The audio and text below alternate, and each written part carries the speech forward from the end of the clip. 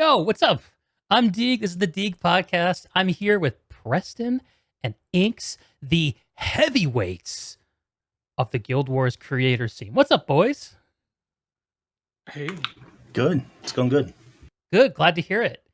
We have to tell a little story about what we're doing here today. So a few weeks ago, I got inspired. I've been having a very good year. You know, I'm a big guy, losing weight, lifelong goal. I've been exercising every single day this year. I was so proud of myself. I made a tweet. It says, hell yeah, I'm getting this thing done. I'm ordering a scale. We're going to measure this. And then Preston responds. What did you say, Preston? I think I said first person down 50 pounds buys the other a steak dinner. Hell yeah. You threw the gauntlet.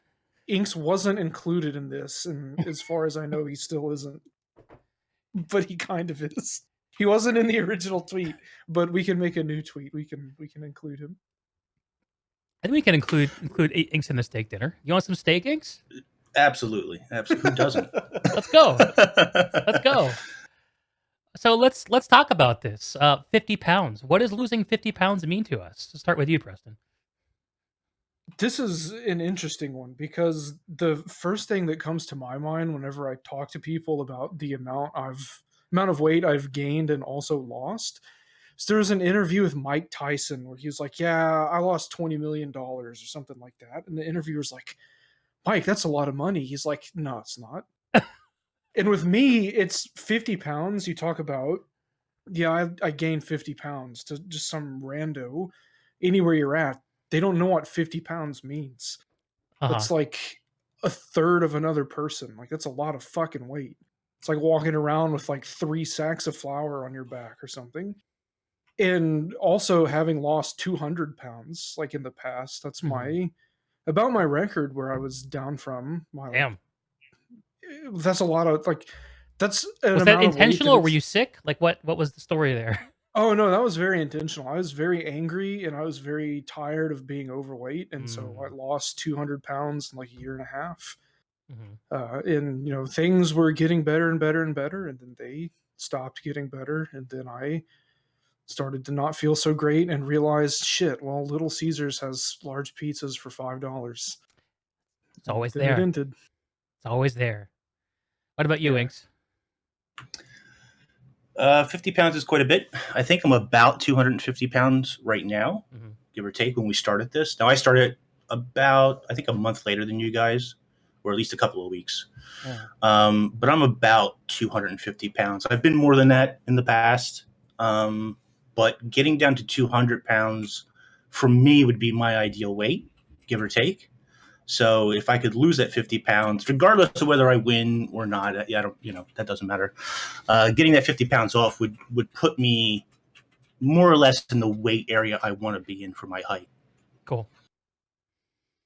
So it sounds like for you, Preston, it's like you got to get this done. The food thing is there. It tortures you, but you got to do it. Inks, it sounds like you're just trying to like kind of optimize. Well, it's funny because up until the point I left high school, I never had a weight problem.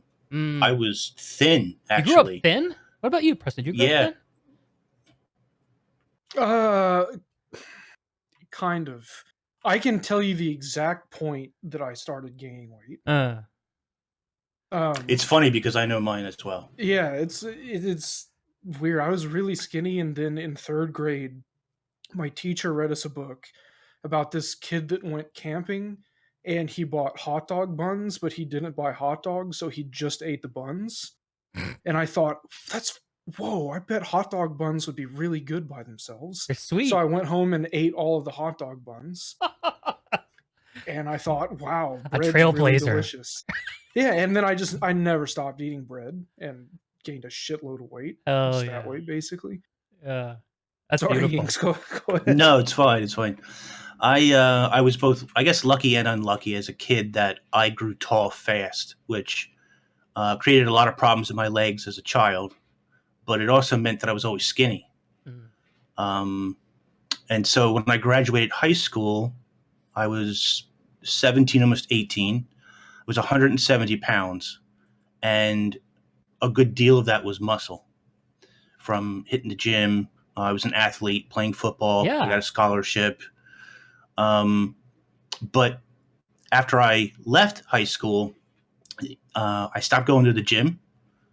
I didn't have summer workout anymore until, college was going to pick back up. And then all I did was party that entire summer. And I probably put on 25, 30 pounds before I got back to school. Gotcha. Yeah. And ever since then, it's been, eventually I stopped playing football altogether. And because I wasn't involved in yearly sports, like any sport, the off season, you're still in the gym training, where you should be. So I was always training something, sprinting, running, doing whatever, right? Mm-hmm. The second I stopped doing that, the weight just piled on quick. Yeah, real quick. Yeah, because you got to change your eating habits to match your activity, and you just keep doing what you're clearly doing. I did not. Clearly I did not. So you were one of those guys, Inks. That I remember this moment for me. So I grew up fat. I can't remember a moment when I wasn't fat growing up. Always been that way. And I remember I got to a threshold in high school where I was playing JV baseball. I love baseball. I got to love it from my dad. We grew up in Yankees country, and we collected baseball cards, and we watched a bunch of games. We traveled to go see games occasionally. I'm not sure if we moved out of the area, but I've always loved baseball. So I tried playing it, and I was okay. It wasn't amazing. But I got to a point where my friends on the JV team were going to the varsity team. And I was getting a little too old to be on the JV team. And the assistant coach had a frank conversation with me, like during the off season. He's like, Greg, if you want to join the team, you got to lose the weight. And I said, okay, see you later. And I joined the school choir instead, where they didn't give a shit. So that was a moment. And like you, Preston, I've lost a huge amounts of weight in the past. I was about the weight I am now back in 2008-ish. And I just got motivated, stuff going on in my life, and I lost like 150 pounds doing it all on my own. So proud of that shit. But I couldn't maintain it because it took too much energy and my life changed too much. I got up to a high of, I never really got weighed at my high. I was over 550 was my highest. And since then, I've lost a lot of weight, and it's still a continuing project. But this has been a lifelong problem for me. I'm always looking for advice, and because I think that there are as many ways to lose weight as there are people in the world, right? Yeah, and I think anyone you talk to will give you their recipe of success, or success somebody else they know has had, right? Yeah. Somebody always has, like, you should do this diet, or you should do this lifestyle, and it's tiresome. Don't get me wrong, the intentions are good, but it's also kind of tiresome at the same time, because it's like, look, I've been fat for 20 something years. Okay. I know I'm fat. I accept that I'm a big fat guy, and losing weight is not easy for me. So to think that I haven't tried every possible diet that you can imagine, I've tried it. It just, I haven't been able to stick with it, is what it comes down to so far. Mm-hmm. Yeah, when I feel particularly annoyed in the way you're describing, where it's like, listen, you don't know anything about being me. You don't know anything about being fat. The thing I get is like everyone's got their problems. Everyone's got their problems. Mine are different than yours, different than yours, different than yours. One of my problems results in me being a big fatty. Okay? I wear my problems outside. Maybe you don't wear your problems outside, where everyone can make fun of them, comment on them, feel like they have a right to have a say. And I kind of just feel like I chose the wrong one sometimes when it comes to personal idiosyncrasies, but maybe we don't get a choice. I don't know. Yeah, with the advice and ways to do things, the way that I figured out that I could lose weight really effectively was eat mostly protein and some vegetables. and get up at 4 in the morning and deadlift and jump rope and hit the heavy bag for 2 hours and then go to work after that. Yeah. And I got into other things like yoga and started like lifting, doing other weight exercises and stuff that I just hadn't done in a long ass time. Um, and I just started off by changing my eating. It was a really elaborate, long process just from, getting to the point where I was eating probably 20,000 calories a day in fast food, like at Whataburger, Ooh. and getting to the point where I was making cheeseburgers at home and then making What was your just the worst beef day? patty. Your worst food day? Oh, this is such a good story. Let's hear it. I probably hadn't showered in about a week because I was just incredibly depressed. Uh-huh. And I hadn't left the house, and I went to Whataburger at 3 a.m., ordered 2 combo meals. I ordered 2 honey butter chicken biscuits, an extra large Powerade, like in addition to the one that I had already gotten, and 6 cinnamon rolls. I pull up to the window, and like I looked like a fucking mess. And the guy at the window was kind of a big guy too. And he opened the window and I handed him my credit card. And he's just like, "You okay, man?" I was just like, "Give me my food." Just like, no, I don't think so.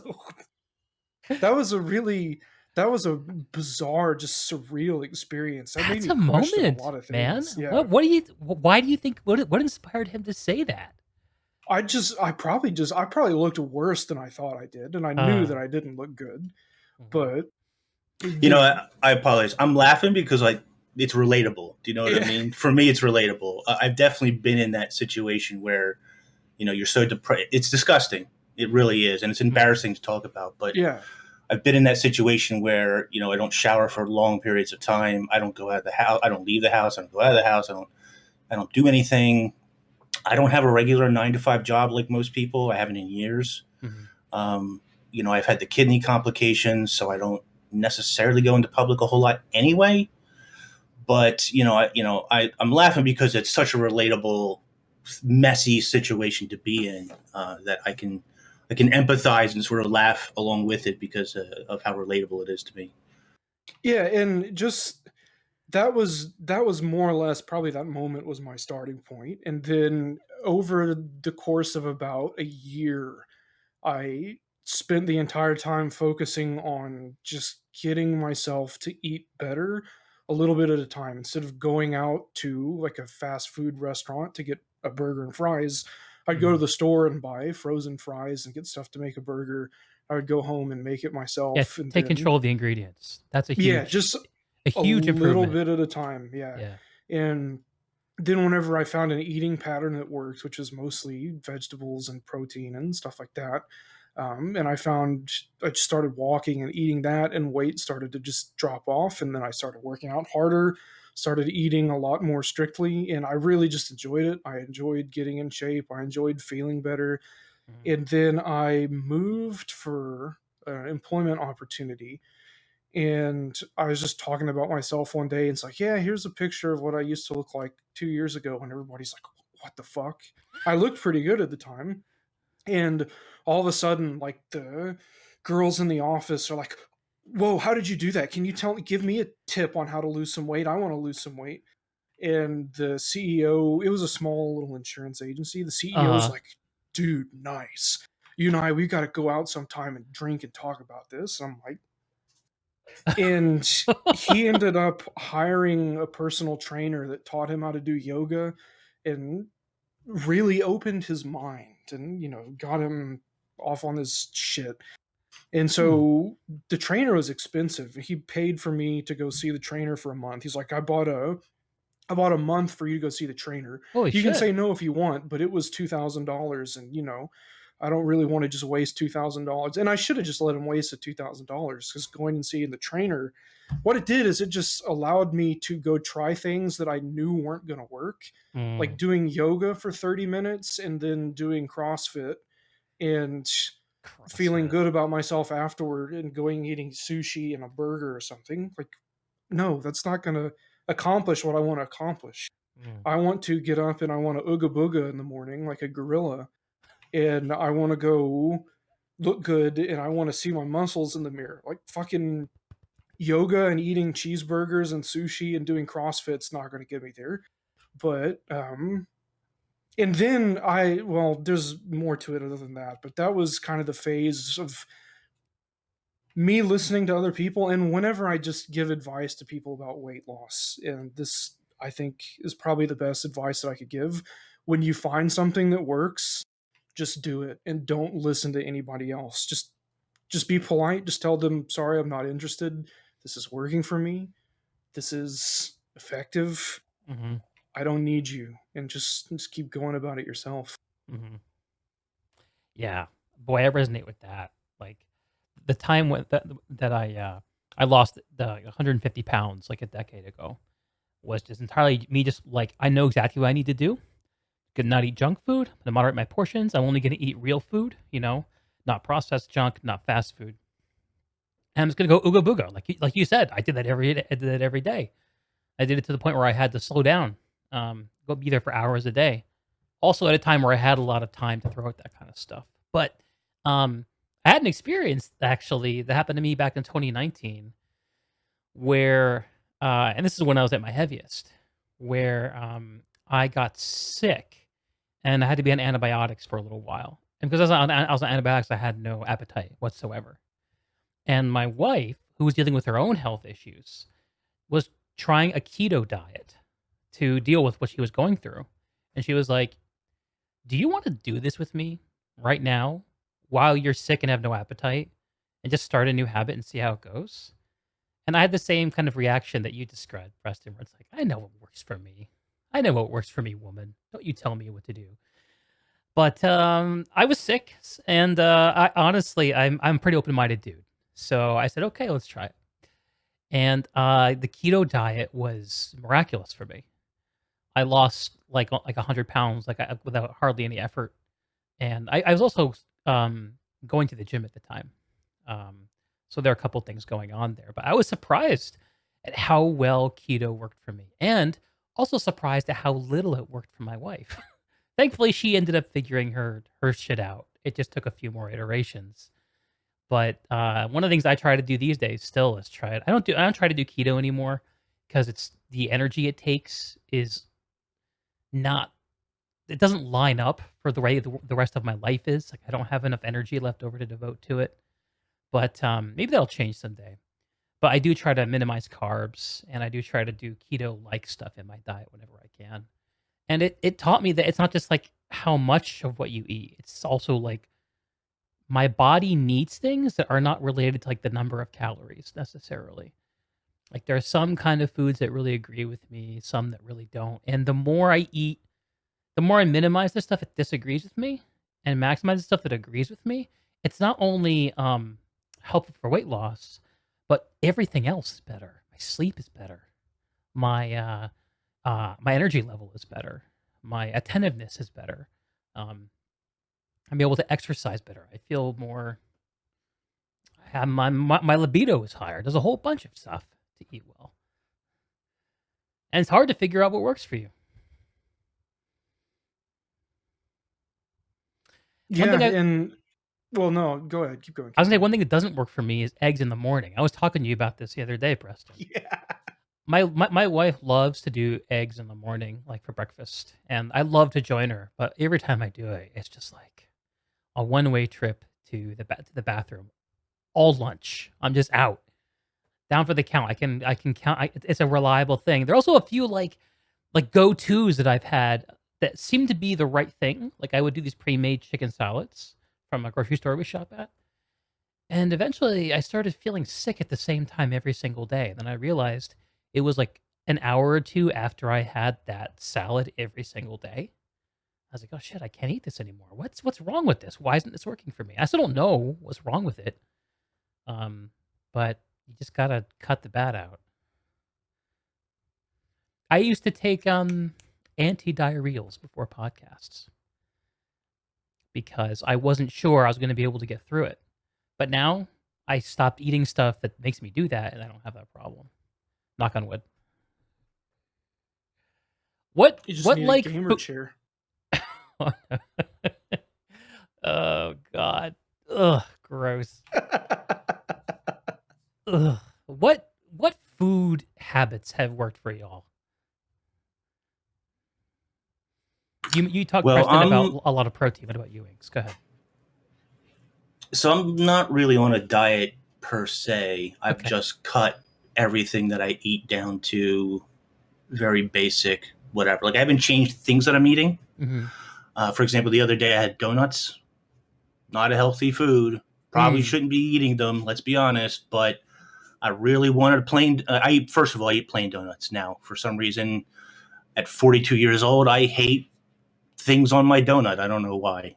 One of those weird things. I guess it just happens. But I'll have a donut. No sprinkles? And no frosting? No, nothing. Just plain now. What about I don't know what it is. Boston cream donut or a raspberry? I mean, don't get me wrong. I used to love Boston creams, but now I'm on the plain donut kick. I don't know what it is. Damn. Okay. So anyway, I get a plain donut and a small cup of tea, usually with honey in it, because it helps my throat, especially if I need to be on a podcast or something where I'm talking. The honey is really good for that. But just in general, I find in the morning I'm a very congested person, I guess like nasally and into my throat. So getting that honey in first thing in the morning really opens me up and gets me going in the morning. Word. Other mornings I have like 2 of those small cups of yogurt. So it just depends on what's available at my hand, what I have. That's usually what I eat. For a couple of days last week, I had 2 over medium well done eggs and a piece of bacon cut in 2. And that was like my breakfast. Now, that doesn't seem necessarily for some people like a really small breakfast. For me, that's substantially less than I would normally have eaten. If I was normally eating breakfast on a normal day, I'm having 2 or 3 egg McMuffins, maybe a hash brown, a large orange juice, probably a smoothie. You know what I mean? Like, I really pack it in there for when I do eat breakfast, which I didn't always do. I would pack it in there. That's right. And then, come 1, 2 o'clock, I'm ready for lunch. Continental buffet. Yeah, just no problem. Yeah. For nowadays, I either skip lunch, or what I'll do is I tend to order Subway quite a bit. I'll order a foot long. I'll eat half of it for lunch, and I'll eat the other half for dinner. That's very. And I really cut down on. Yeah, it's kind of So if I skip lunch, then I might have a slightly bigger dinner. If I don't skip lunch, then I usually split like lunch and dinner together. And is it working for you? Is it like trending in the right direction for you? Yeah, I haven't felt. There's a couple of times where I wake up in the morning and I'm like, God, I'm starving, right? But for the most part, not really a big deal. The next thing for me to get under control is drinks. Normally, I drink unsweetened iced tea almost exclusively, which has no calories. But in the last week or 2, I've had like flavored iced teas, which are full of sugar. It's just not sugar.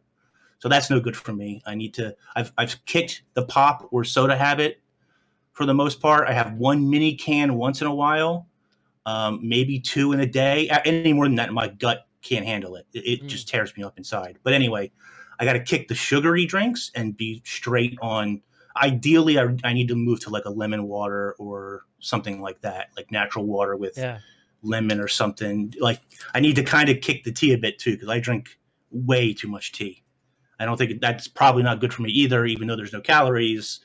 Probably not good to drink maybe like 13, 14 cups of tea a day. You know what I mean? All things in moderation, right? Yeah. Now, on top of that, my big gain has been the gym. Haven't been to the gym in like 20 years. I started going almost 2 weeks ago now, and I'm going anywhere from 1 to 3 times a day. I took 1 day off where I didn't go at all because I was feeling sore.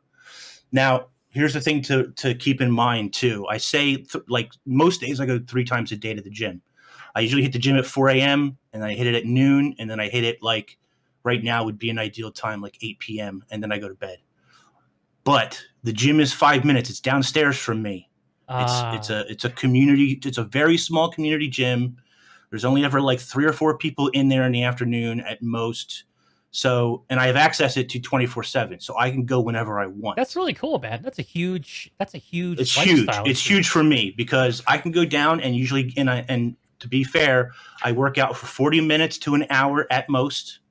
And I usually do cardio first, walking / jogging / running on the treadmill.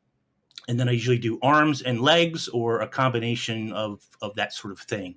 The other day I rode the bike for the first time in like forever. I rode like a half mile. How's your butt? So sore. Getting used to the bike again. Yeah, tough. But just going for like 30 to 40 minutes in the gym 3 times, where other people would go to the gym once and they'd be there for like 2 hours, which is fine, but that doesn't work for me. I'm not going for 2 hours. I get bored throughout your day. Yeah, I get bored real easy. I don't currently have, I got to get a new phone or something because I don't have music with me to keep me occupied or a podcast or anything. I just go and there's nothing going on in the gym except the workout. I get it done and I just leave. I just get out of there because I just can't do it for 2 hours. I don't know if it's ADD or ADHD or everything else you want to call it. I just can't focus that long when doing that for like that. People who go to the gym for 2 hours, I don't know what they do. Or an hour or however long. I don't know how long. No, to be honest, I get the impression the people who are at the gym for but long periods of time are usually like, there's a lot of downtime, a lot of chatting, socializing, like a lot of time hitting the showers. I don't know. This is crazy to me. Yeah. The longest I was at the gym was 8.5 hours, and I was working out the entire time. You guys are both crazy. Inks, with you 3 times a day. Preston, with you spending the entire day there. It was pretty routine. I did that 2 or 3 times. Scared of you guys. And burned like 4,000-ish calories on each of those I guess instances that I was there for that long. But like the gym that I went to when I was in Corpus Christi, I love going because there was a wall of mirrors in front of the treadmill, and I would set the treadmill for an hour, and I would just look at myself, like just look at my eyes and just walk in the mirror for an hour, and time would just go like that. Huh. It'd just be like, look at you, fucking fat ass, keep going. And sometimes I would just start the timer over, like I'd hit an hour and just put it back on, and then I would just go again. But yeah, the gym has full length mirrors, which I don't love because I don't really like looking at myself, obviously. But you got to deal with it. It's just one of those things where it's funny because for years I would go into the bathroom in the morning and it's a regular mirror. I can only see what you guys are looking at right now. So I look at myself and I'm like, not too bad. You go, you look at a full length mirror and you're like, I have a turkey inside of me. Why is that in my stomach? I'm going to give birth. My turning point, quite honestly, and this was a number of years ago, where I was like, and it's been one of these things where it's like, I need to drop the weight. And I never did anything about it until recently.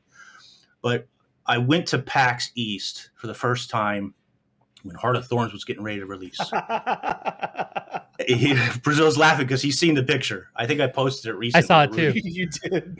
And I'm on stage and I'm pregnant. If I was, if I didn't have a beard and I was a woman, you would think I was pregnant. Honest to God. And I looked at that picture later and I was like, I look fucking horrible. Like, I'm not. It was a terrible angle too. It was the worst possible angle for you. Like, I'm not fat all over. I'm fat right in my baby gut. Like, there could be a baby in there. I don't know.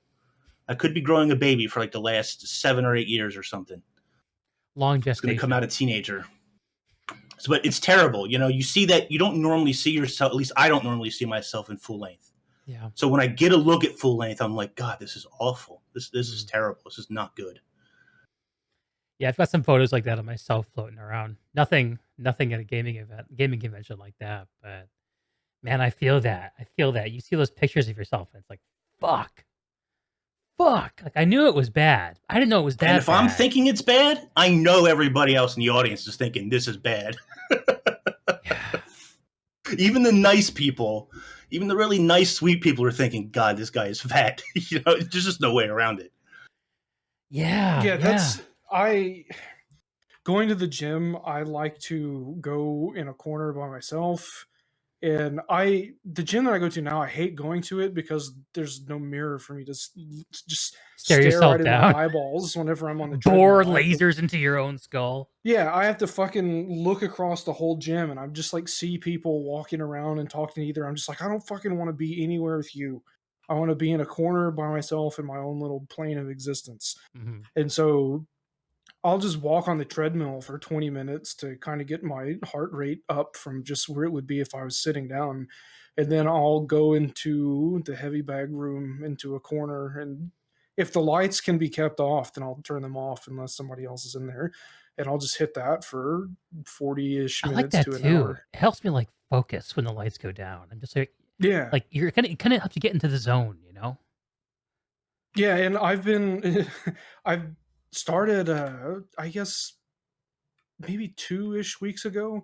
I was like, fuck, I need to record all of this because this would make a Hmm. good YouTube video. The Hmm. content creator in my Always mind, and creating.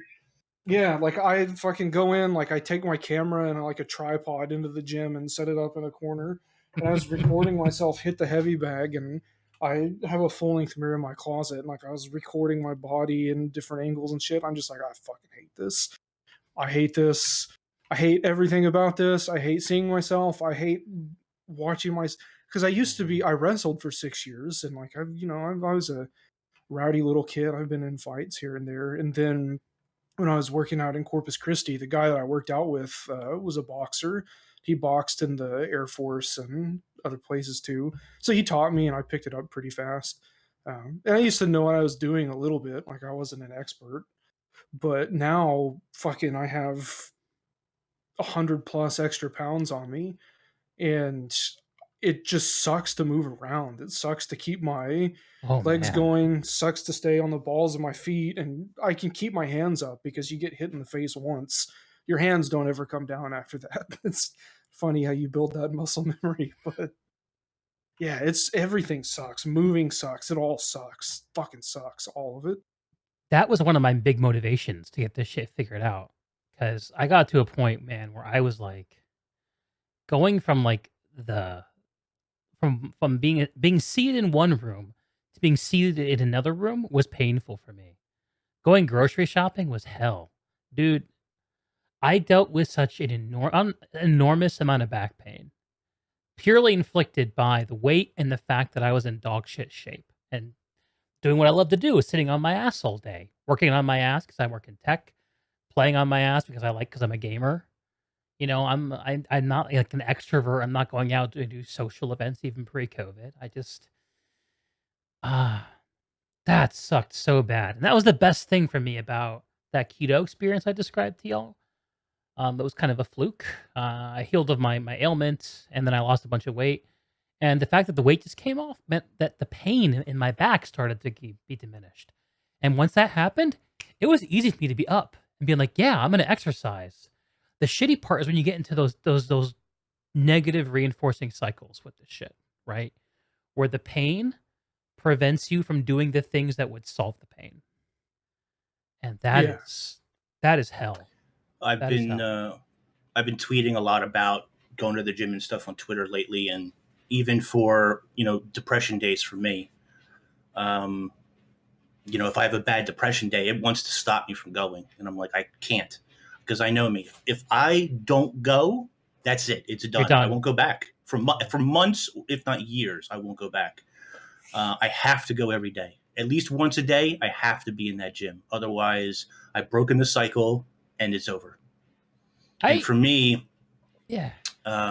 for me, it was I live in a high-rise building in a city, so our garbage chutes are down the hall.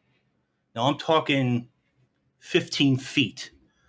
Carrying the garbage 15 feet to the chute put me out of breath, and I'm like, this is ridiculous. I see people bigger than me not out of breath. Why am I out of breath?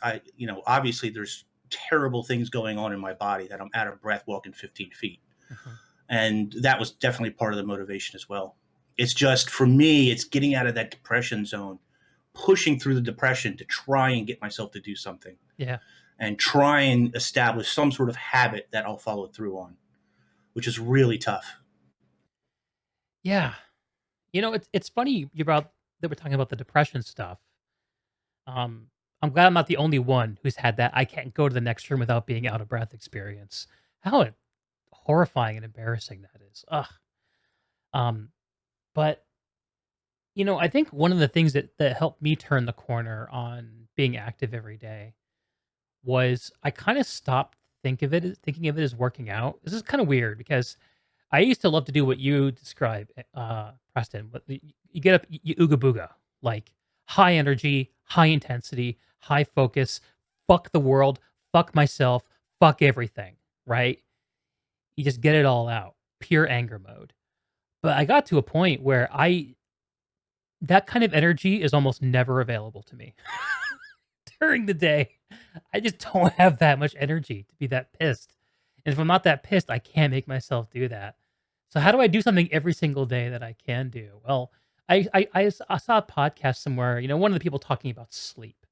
And someone said if you have this much activity every single day, then it helps you sleep. And I was having trouble sleeping at the time. I've talked to y'all about sleep quality in the past. I have terrible sleep apnea, so I use what's called a CPAP, a mask on my face that pumps air into my nose to make sure I keep breathing while I'm sleeping. Changed my life when I got it. But that doesn't solve the problems of when I choose to go to sleep and sleep hygiene and the depression cycle of I feel miserable, tomorrow's going to suck. The later I stay up, the further away tomorrow gets in my mind. And then you fuck yourself from sleep, and then the next day sucks and you do it again. It's this terrible cycle. So I was like, okay, I'm going to improve my sleep. I'm going to do this every single day. And I find that, like, for me, taking the pressure off like a number on a scale or off of weight loss and putting it more on like more intangibles has really helped me. So I think about going out and being active every day, not necessarily as a tool for weight loss, but it's a tool that helps me sleep better. It helps me focus. It helps me get out some of my, aggressive feelings. I'm a man. I have these things. I have to deal with them. It's like an overall, like once a day opportunity for me to have my own headspace. This time doesn't belong to my fucking boss. It doesn't belong to my wife. It doesn't belong to my cat. It doesn't belong to anyone else. It doesn't even belong to anyone here on YouTube who listens to me. It just belongs to me. I get to be in my own head. And the thing that makes it really work for me too is something that you described, Inks, about having the gym 5 minutes away. I don't have a gym in my building that's 5 minutes away, but I have a parking garage at the bottom of my building. And if I walk around that sucker 8 times, it's about 30 minutes. Most days, that's what I do. There's a park 2 blocks from where I live. But 80% of the time, I go and get my daily activity and just walking around the parking garage because it's right there. And it is so easy for me to get there. It is so hard to excuse myself from going. When I was trying to go to the park every single day, which makes sense, it's a beautiful park. Why wouldn't you want to go there? I would talk myself out of it way, way more often. Instead of getting out there 7 days a week, which is what I'm doing now, I would get out there like 2 or 3. Big difference.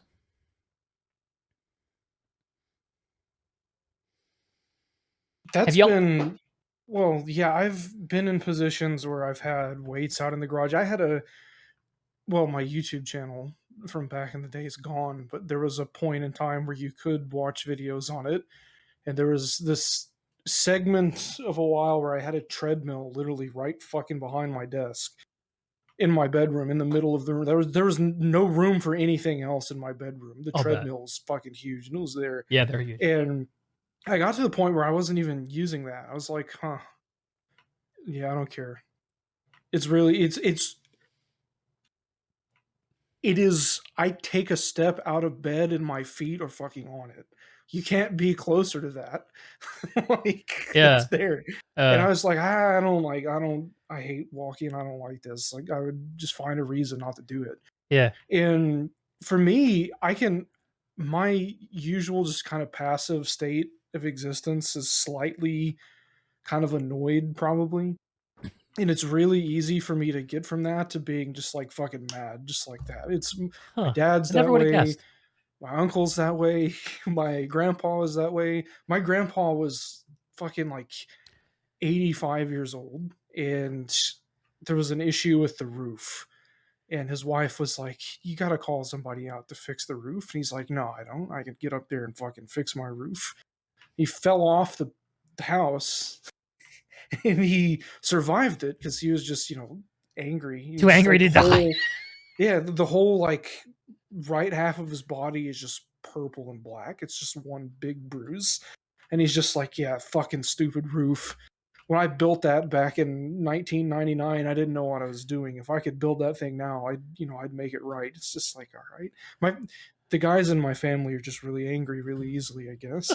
And so it's super easy. Like I'll go to the gym and I don't even need music or anything. I don't really like to listen to music at the gym. Huh. I'll It's very pure.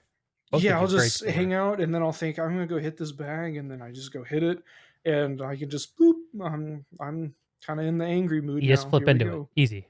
Yeah, it's just there. I mean, it it's just really not hard for me to do. And if I need to get focused or something and work through stuff, it's helped me with big work projects in the past and stuff. Being able to get mad and blame something and complain about it, just that cycle gives me a lot of energy to go through. And then after it's over, it's like, okay, cool, whatever, I'll go do something else. But Do you feel like less angry afterwards, or is it still just as available after you get it out at the gym? oh no, it's like I just feel normal after it's over. Okay. I just do that for an hour and then I'm like, all right, I'm good. Hmm. If I need to do it for well, yeah, it was the same thing. Because I like, always when feel was on the like treadmill. more zen. I always feel more like more one with the world after I have a good workout or a good exercise session. I don't Big energy for me. I don't ever feel that way after workouts. I feel Huh. that way if I go out with my camera and I do something, or if I get like a really good picture. I have this experience where I'm like, oh wow, I'm in the zone. I feel like I've conquered everything. But workouts, like, not really. Like if I have a really good workout, I just have huge energy afterwards. And it doesn't matter what time of day I did the workout. It could be 4 a.m. and I'll come back from that 4 a.m. workout and I'm like, I'm ready to go. Let's do something. You know what I mean? Ready to make a cabinet or something. Yeah, I'm ready to just, I'm hyped up. I'm ready to go. I'm like, Teapot, get on stream right now. And he's like, I haven't even gone to bed. I don't care. Get on. It's time to hype Guild Wars 2. Let's get to it. We got work to do. Nice. But for me, so I think I'm lucky that I have. First of all, I know that I'm lucky that I have the gym downstairs. It's 5 minutes away. Mm-hmm. I'm also lucky that it's not in my small condo. I wish my computer was in a different room or in a separate room, because I feel like when it's separated by its own room or its own area that's defined, for some reason that puts me in a different mood when I'm in that area. I haven't really made a whole lot of content in the last 2 years almost, right? But on plenty of podcasts and so forth, but my own material, my own streaming and my own making videos and so forth. Not having a defined workspace to be like, okay, I'm in work mode now is difficult for me because it's just part of my living room. Like, this is just my living room you're seeing behind me. It's, it's not necessarily a defined workspace. And the same thing for the gym. When I go down to the gym, I'm in the gym. This is workout time. This is workout space. I'm not taking phone calls. I'm not arguing with anybody. This is for workout. I don't do anything else here except work out, and when I leave, then I can take care of whatever. It's about focusing your attention, right? Yeah, for me it does. Yeah, for sure. Yeah, I think the dimension of that I can relate to is shutting down some of the attention grabbers in my life, mainly things that are in my phone. But that makes a lot of sense that you would want to have I need to a dedicated area for different kinds of parts of your life. Yeah, I need to have compartments for like these different areas. What are your ideal compartments? We're planning. I don't know that the future Guild Wars 2 creator mansion, and we're planning the Inks wing at the moment. So let's get it sketched out. I don't know that the compartment itself has any sort of specialty to it. It just has to be a separate room. So, and it just has to be a mindset. For, like, the computer for the digital workspace. Right, like when I enter that room, so that I can attach like a mental compartment to it and say, okay, it's work time now. You're not here to fuck around and have fun and, pardon my language, you're not here to mess around and do whatever you want. You're here to work. Mm-hmm. You get on streaming or you make a video or get out. You don't belong in this room. Yeah. And that's just a mental attitude I need to have when I approach something. But without having that compartment like I do now, I don't have that. I get on the computer and I mess around on Twitter and I tweet way too much and I screw around on streams watching people. I'm just entertaining myself. I'm just passing time. Mm-hmm. I'm not working on anything necessarily, right? So it's really hard to get into that work mode without a work compartment. Yeah. Because many years ago, when I did go to the office, I went to work, and I was at work and I did work and I didn't do anything else at work but work. Mm-hmm. Brother, and when I came home, I'm at home. This is my home time. Don't mess with what I'm doing at home. But I don't have that now. It's all conglomerated, and for many years, for a long time, it's been that way, where it's just been one place, and one place not for everything. For everything, right? Yeah, and so you're never like in one mode. Your mind's always kind of divided into like, oh, I'm trying to get into the mode. I'm trying to get into a mode, but I don't quite get there most of the time. I have that problem with work, where this is my where I work. Where I work from home. I have a tech job at a startup. They're based on the East Coast. I'm on the West Coast, so I'm all remote. And I also love playing video games. That's where all this podcasting shit came from. So I game here for entertainment, and this is where I make podcast content. A huge amount of my life happens right in this fucking chair, and I have the struggle. It sounds like it's similar to what you deal with, Inks, where I sit down here, and if I'm not very clear in my head about what I'm doing, I just sort of passively entertain myself like you described. I'm tweeting, I'm watching random streams, scrolling Reddit, getting angry at strangers for saying things I think are dumb, and stopping myself from saying anything about it. Yeah, happens way too much with me, especially Brazil knows. Getting on Reddit and Twitter, I shoot myself in the foot like on a daily Reddit basis. is the worst. Yeah. If you find yourself commenting on Reddit, like when you get to that point, that's when you know, okay. I've been good for a couple of months. I haven't really commented or looked. I'm like, you know what? I don't really need that. I'm good.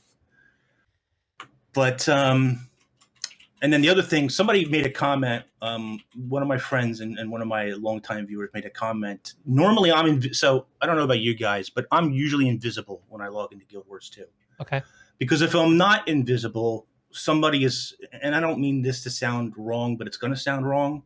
Somebody's always sending me a message to, hey, did you see this leak, or did you see this content, or are you going to make content, or when's your next stream? Something. And they are all good intentioned people, all really nice people. Yeah. But this is me time. I don't want to, if I'm not streaming, I'm invisible most of the time.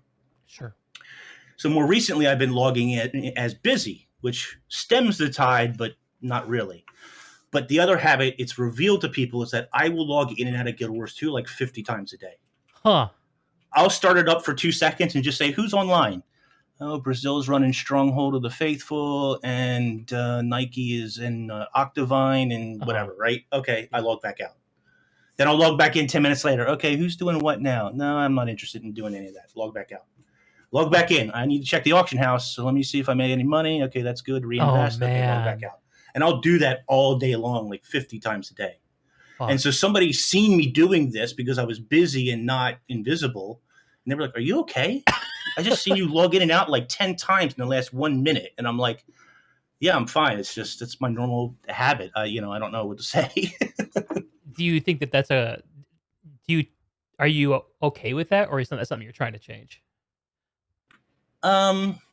It's not something I'm necessarily trying to change, but again, if I was in work mode, I wouldn't log into the game at all. Yeah. Do you know what I mean? Mm-hmm. But because I don't have that work mode and I'm in like entertainment mode almost 90% of the day, I'm flopping around to different Twitch channels. I'm logging in and out of the game constantly. I'm checking Discord. You know what I mean? I'm all the socials. What is there anything on Twitter to talk about? I don't know. I don't agree with this guy. You're kind of searching for the next hit, like the next dopamine. It's just hit. Something like, I wonder who's online now. I wonder if I can talk to them. Let's talk to so-and-so today. Like, just because I'm bored, right? I need to entertain myself some way. Sure. Like, it'll get so bad that I'm watching 3 streams at the same time. I need another monitor because I got to split the two. Too. I've got Teapot on, and I'm watching Laura over here, and I got somebody over on this monitor, and all the volumes are on, so it's all chatter. God. And then I'm like, you know what? None of this interests me. I need to put music on. So then the music goes on over the 3 of them. I don't know. My brain's a mess. I just can't. I can't until I need to focus on something, and then everything mutes so I can focus for a few minutes. Like I was working out I'd imagine that going to the gym, equation problem. Oh, sorry. Go ahead. Tell your story. I was working at a chemical equation problem the other day just because I'm trying to sharpen my mind on it again. And I had to turn everything off so I could focus, because otherwise I can't focus with all that crap going on, all that noise in the background. It's impossible. Yeah. I'd imagine But that anyway, that's just when my you get into crazy that, brain. I can't. I'd imagine when you get into that focused state, it's a huge relief for you. Like, you must feel really good compared to feeling like you're constantly shifting all the time. I feel more focused. Yeah. Is it good though, or is it just neutral? Like, okay, if I want to be scatterbrained, that's okay. If I want to be focused, that's okay. I can't tell if you're like trying. It doesn't necessarily feel good. It doesn't necessarily feel good, but I feel like I can accomplish more faster because I wasn't focused on anything before. Okay. What about you, Preston? How do you manage your attention? It's kind of the same thing. There have been instances where I've done remote work for just because of particular circumstances that came up. Like, we had an accountant that really should not have been an accountant. They would have done great somewhere else, but not with numbers and spreadsheets. And so I had to fix that because I knew how to use Excel. Sure. And apparently no one else did. So I was up for 3 days straight fixing stuff. And I was really focused the whole time and working on my computer. And that's one of the few times where, and it was just like robo work. It's just like, tab down, kind of delete mindless. this cell, completely. And I just did that for I would get up to go grab a Monster Energy and then come sit down and do that for 2 hours and then get up and I don't know. But I pretty much just did that for 3 days and I did it from home. I told my boss, I was like, I'm not going to do this in the office on a laptop. I need to be at home on a real computer. That's right. And so, but yeah, otherwise, if I try to do any kind of remote work, it's not going to happen unless if it's editing video or editing pictures. I really enjoy doing that, and I can focus on that no problem. I can because I just love doing that. Whenever I go out and take pictures, I like to come. I like editing more than I like taking the pictures a lot of the time, and I'll come home and mess around on the computer.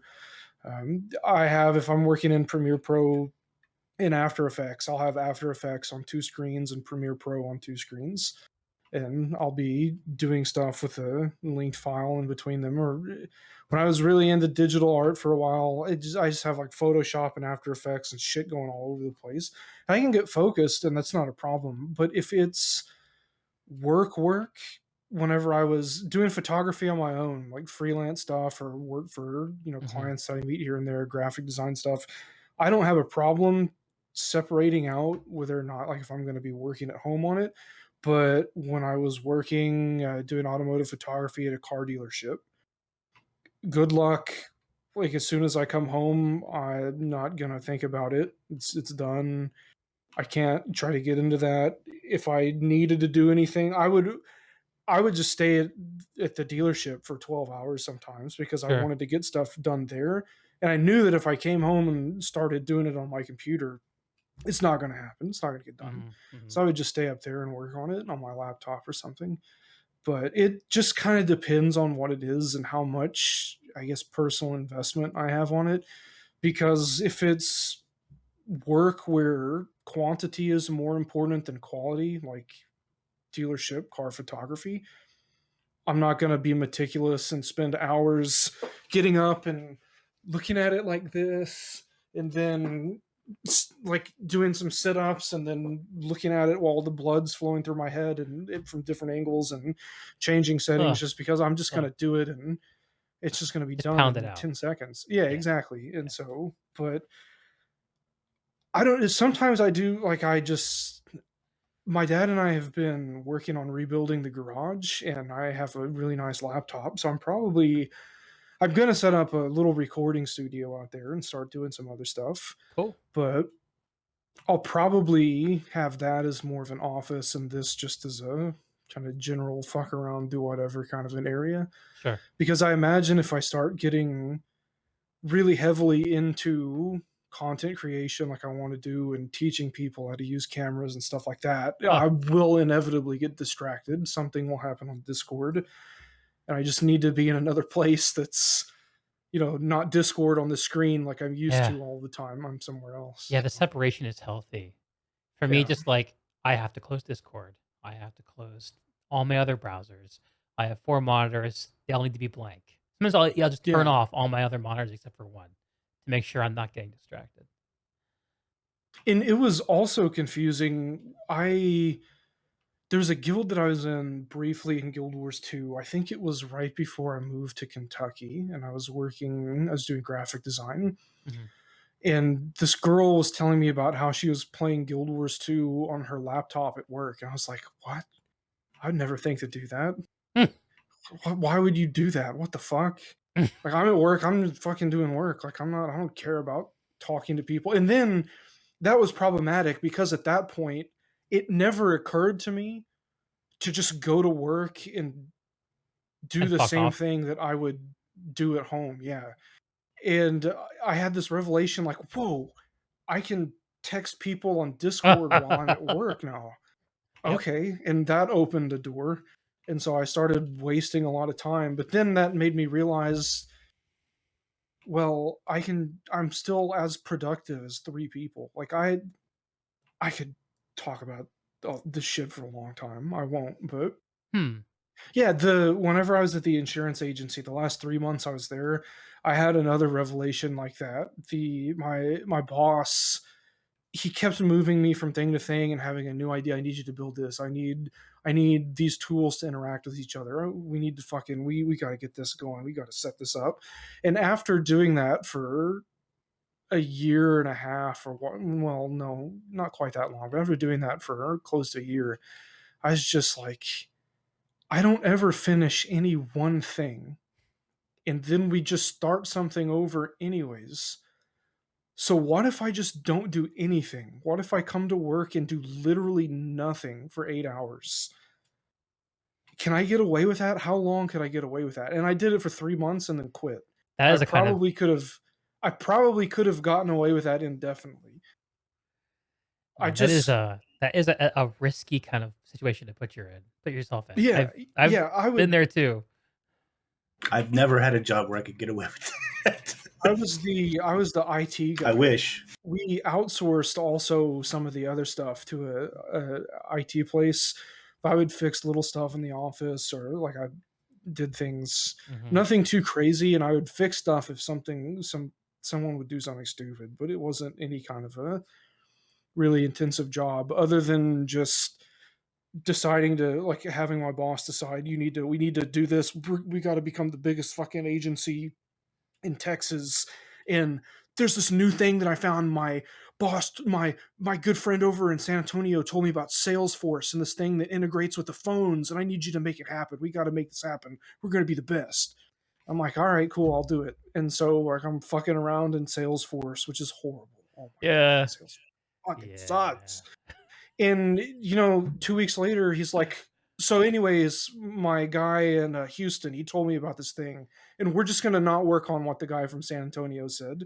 We're gonna go do what this guy said. It's like, okay, cool.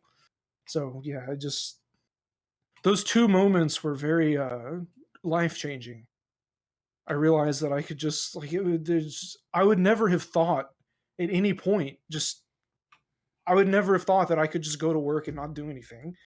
Mhm. I go and fucking I work. I do my job Yeah. to my Sounds like detriment. Like, I always overwork myself. If I'm not overworking myself, if I'm not being as productive as possible and keeping other people on task, it bothers me when people fuck around. Like, I managed a Chick-fil-A and people fucking hated me because Chick-fil-A is the busiest fast food restaurant on planet Earth to begin with. And I'm like telling all these high school kids, no, you don't get to fucking be on your Snapchat. You're going to fucking put this food in the bag and the yeah. people are going to get it. Yeah. And there's stuff to all of that too, but I'm just work hard, and I don't know how we got to this. Yeah, Sorry. you do not want me being your boss. Not a good thing. Yeah. It sounds Preston, like you expected from the people you manage the same thing you would expect from yourself, which is a Yeah. pretty good starting point. Yeah, I mean, it's not even. I didn't even think it was an expectation. I just thought that's what people did because my dad worked 17 hours straight the past 2 days because people installed machinery wrong at the warehouse that he oversees, and so he's like, "No, fucking, I'll do it. Watch me, fucking 58-year-old man. I'll install the machinery. You fucking kids sit back." And so my grandpa, like the story that I told earlier about when he fell off the roof, my The uncle, I'll do it myself we're all gene is just so strong in your family. yeah, we're just lunatic animals. Like we barely qualify as people. Probably we're probably just like still like more towards the ape or the bonobo. But it's I grew up, and it's always just been, yeah, you just work hard. Like it never made sense to do anything else. Interesting. I am a huge procrastinator, like to the extreme, but I never miss a deadline. Like if there's a deadline for Tuesday, I'll get it done Monday night. I won't Yeah, have done anything up to that point, but it'll be done on time. But I will just have to work like 10 times harder than I would have had to work if I just would have done it at a reasonable pace. Procrastination, man. I can't. I That's another Terrible, thing. terrible procrastinating. When someone gives me a deadline like that, I'll remember, oh shit, I wanted to do this thing 4 years ago. I bet I could do this and then still get the thing done on Tuesday. And I'll do a shitload of projects, get them all done, and they're all cool. Start them all over the next day because they weren't as good as I thought they were, and then shove the thing until like, yeah, like you said, like Sunday or Monday, I'll do it all, and it'll just be perfect somehow, and I'll have no memory of how I did it, but it'll like it would probably be really fascinating if I recorded myself and played it back while I was just in like a focus mode, just No, you are cranking shit fascinating to out. me, Preston, because the way you work is fucking alien to me. It sounds like you have this power of passion that if you turn the eye of Sauron of your passion on something, it's just like good luck to that thing not getting done. Like whether it's going to the gym for 8 hours, whether it's rebuilding a roof, whether it's eating 40,000 calories. It's just like or telling your reading that what for with legendary armor. It's like watch out. Yeah, I don't know, I get a little itchy sometimes, and I feel like some just needs to be done, and I just fucking do it. And That's a usually after, there are plenty of times where there have been very poor ideas that I've executed on. Like I wanted to consider getting a Subaru WRX. They're fun okay. little cars. Okay.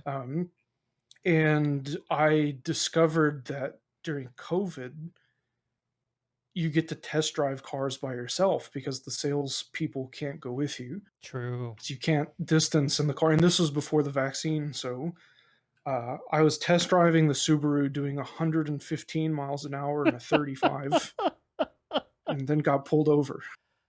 And that was a really interesting one. But What yeah, just happens stuff. when you get pulled over when you're test driving a car? Was it turned out neither of us knew. So I just kind of didn't really say anything. And the cop was just like, I don't, this is going to be really inconvenient for me. It's basically like what he must have been thinking. So he just wrote me a ticket for whatever the maximum fine was. And so he ended up writing it for like 60 and a 35. And the ticket cost like $350. It was not fun to pay. Yeah. But I just paid it and went on.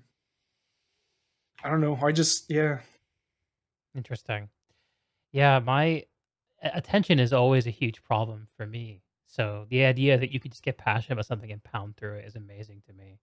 I think I relate more to Inks on this, and like I think in terms of like family legacy, like what kind of runs in the blood for me, like what kind of I don't know, like I actually had this weird moment.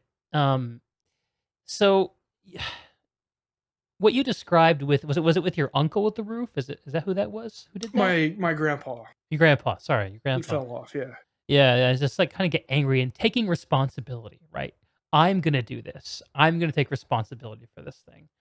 I think somehow I grew up with like the adults in my life modeling these behaviors that gave me the idea that the point of life was kind of like being comfortable. That was the most important thing to try to figure out. Um, and the thing that was the best way to be comfortable was food. Food comfort was just like everywhere growing up. And I had a lot of people in my family with weight problems and like being aggressive, being loud, not really okay in my house. Um, and I, n- it didn't, another way of orienting myself within the world didn't occur to me until I was in my 30s and I just happened upon the right audiobook. And it suggested to me that life is suffering, but you can conquer that shit if you take responsibility for it, starting with small things. So that's what I started doing.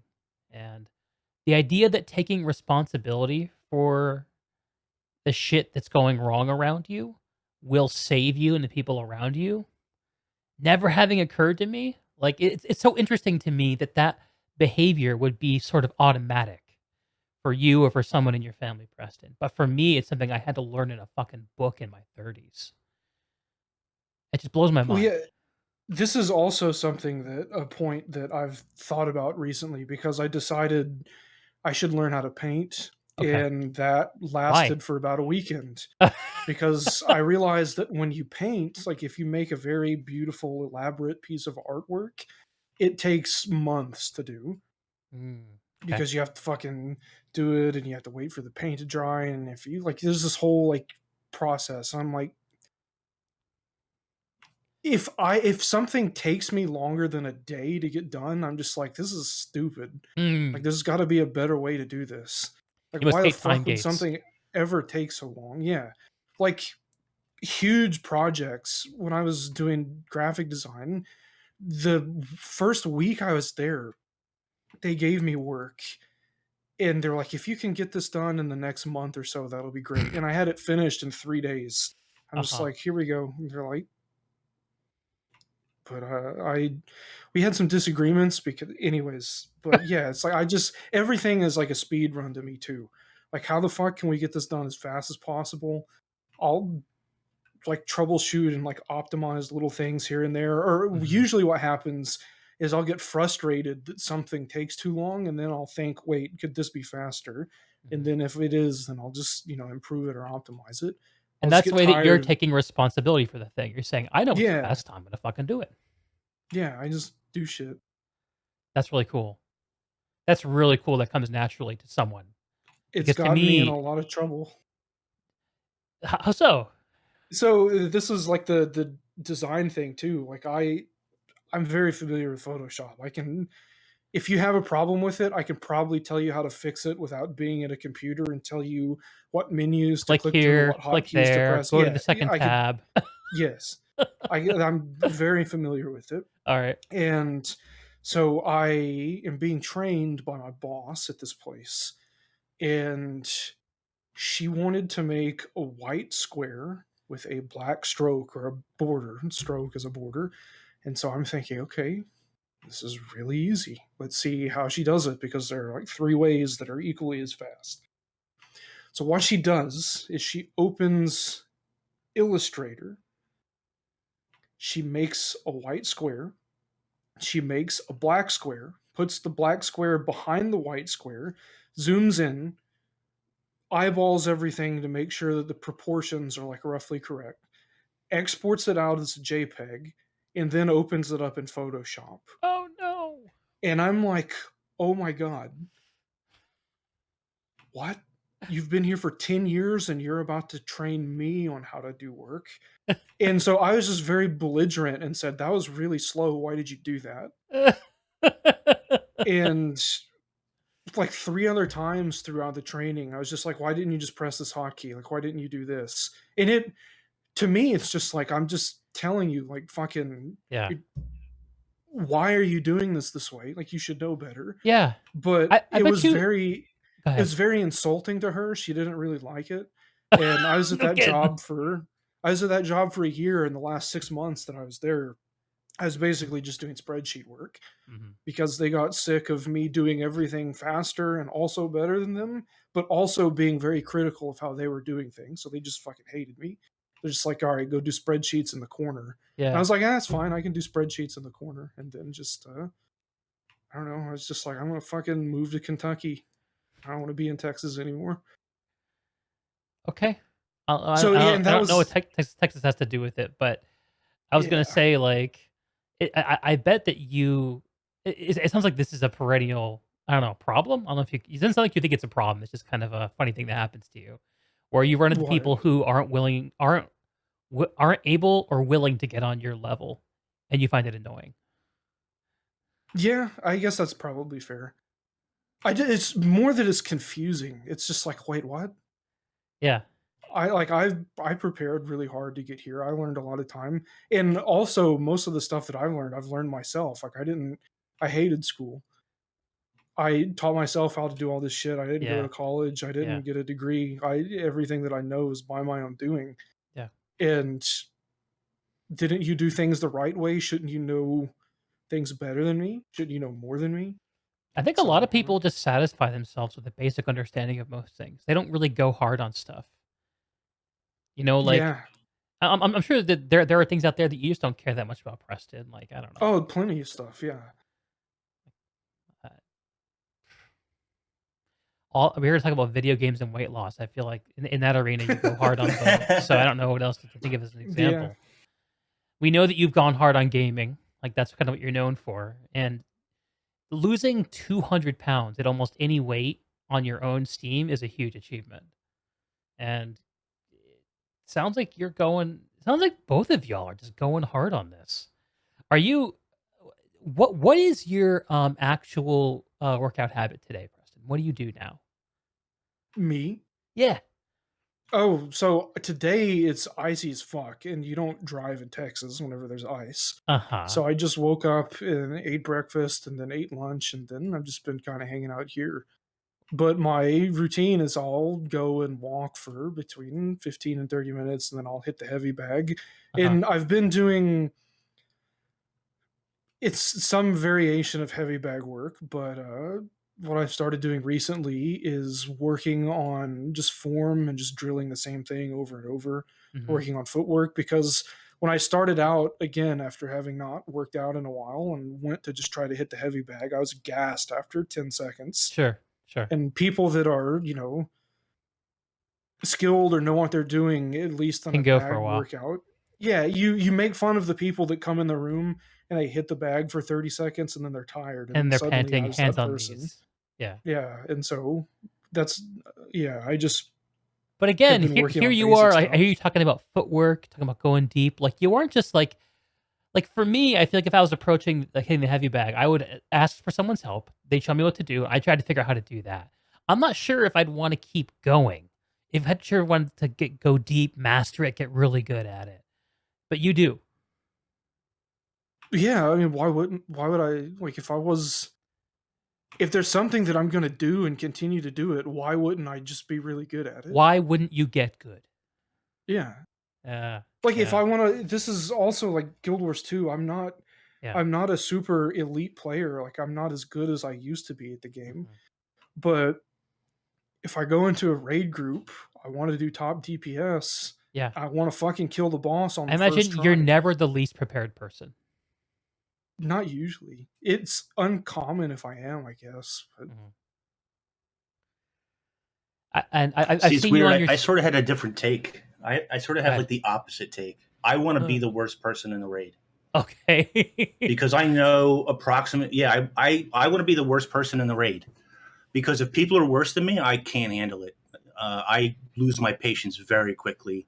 Brazil, you've been in raids with me before, yeah, not for and very long. and after a while, if we're on the same boss and we're failing and we're failing and we're failing, if it's the first time, sure, that's fine. We're learning the boss, and I'm okay. But if this is Gorseville and you've killed him 700 different times with a variety of groups of people, and you're not in a training run, okay, we're not teaching people how to play. You should already know how to play, and I'm not the worst person. then we have a real problem, because I am going to get frustrated really quickly when you're getting egged every 2 seconds. You're not dodging. You're not, whatever. And don't get me wrong. I am not a top tier player. I am a middle to low tier player when it comes to my overall actual playability in Guild Wars 2. I can play 2 classes semi-competently, but when I see people who are worse than me, and this is clearly not a training run, this is a regular clear, my patience is kind of thin. Yeah. What is the right amount of preparation if you join a pug raid clear group? What do you expect from your average pug raid clearer? I expect them to be geared properly, to know the rotation, to have food and utility on if it hasn't been provided for you, and I expect them to know the mechanics. What about you, Preston? That's fair? I don't care. Brazil's way more laid back than I. No, because if Teapot and I have exactly the same stance on this issue, and we've talked about this before. But if a raid fails and I'm in it, it's because I'm not carrying hard enough. See, I'm not good enough. Fuck it, I'll do it myself. That's why. I get. Well, sorry, Inks, go ahead. I'm not good enough to carry, and I know that. So if I'm the worst person, and everybody else is better than me, we shouldn't have any problems. I'm not good enough to carry. So if you really suck and I got to carry you on my back, that's not going to work out real well. And you don't have the switch that flips for you like it does for Preston, where he's like, fuck it, I'll do it myself. We're going to get this thing done. I'm angry. I'm an angry carry. My switch is, fuck it, I'm going to kick you and find somebody else. Okay. And that's a bit toxic. I get it. I understand. But you know what? I'm not training people. I'm not trying to introduce you to raids. Or if I was in that mood and in that setting, okay, that's a very different situation. But if we're talking about a regular clear on a Tuesday or whatever, Monday, whatever, whenever it resets, I forget.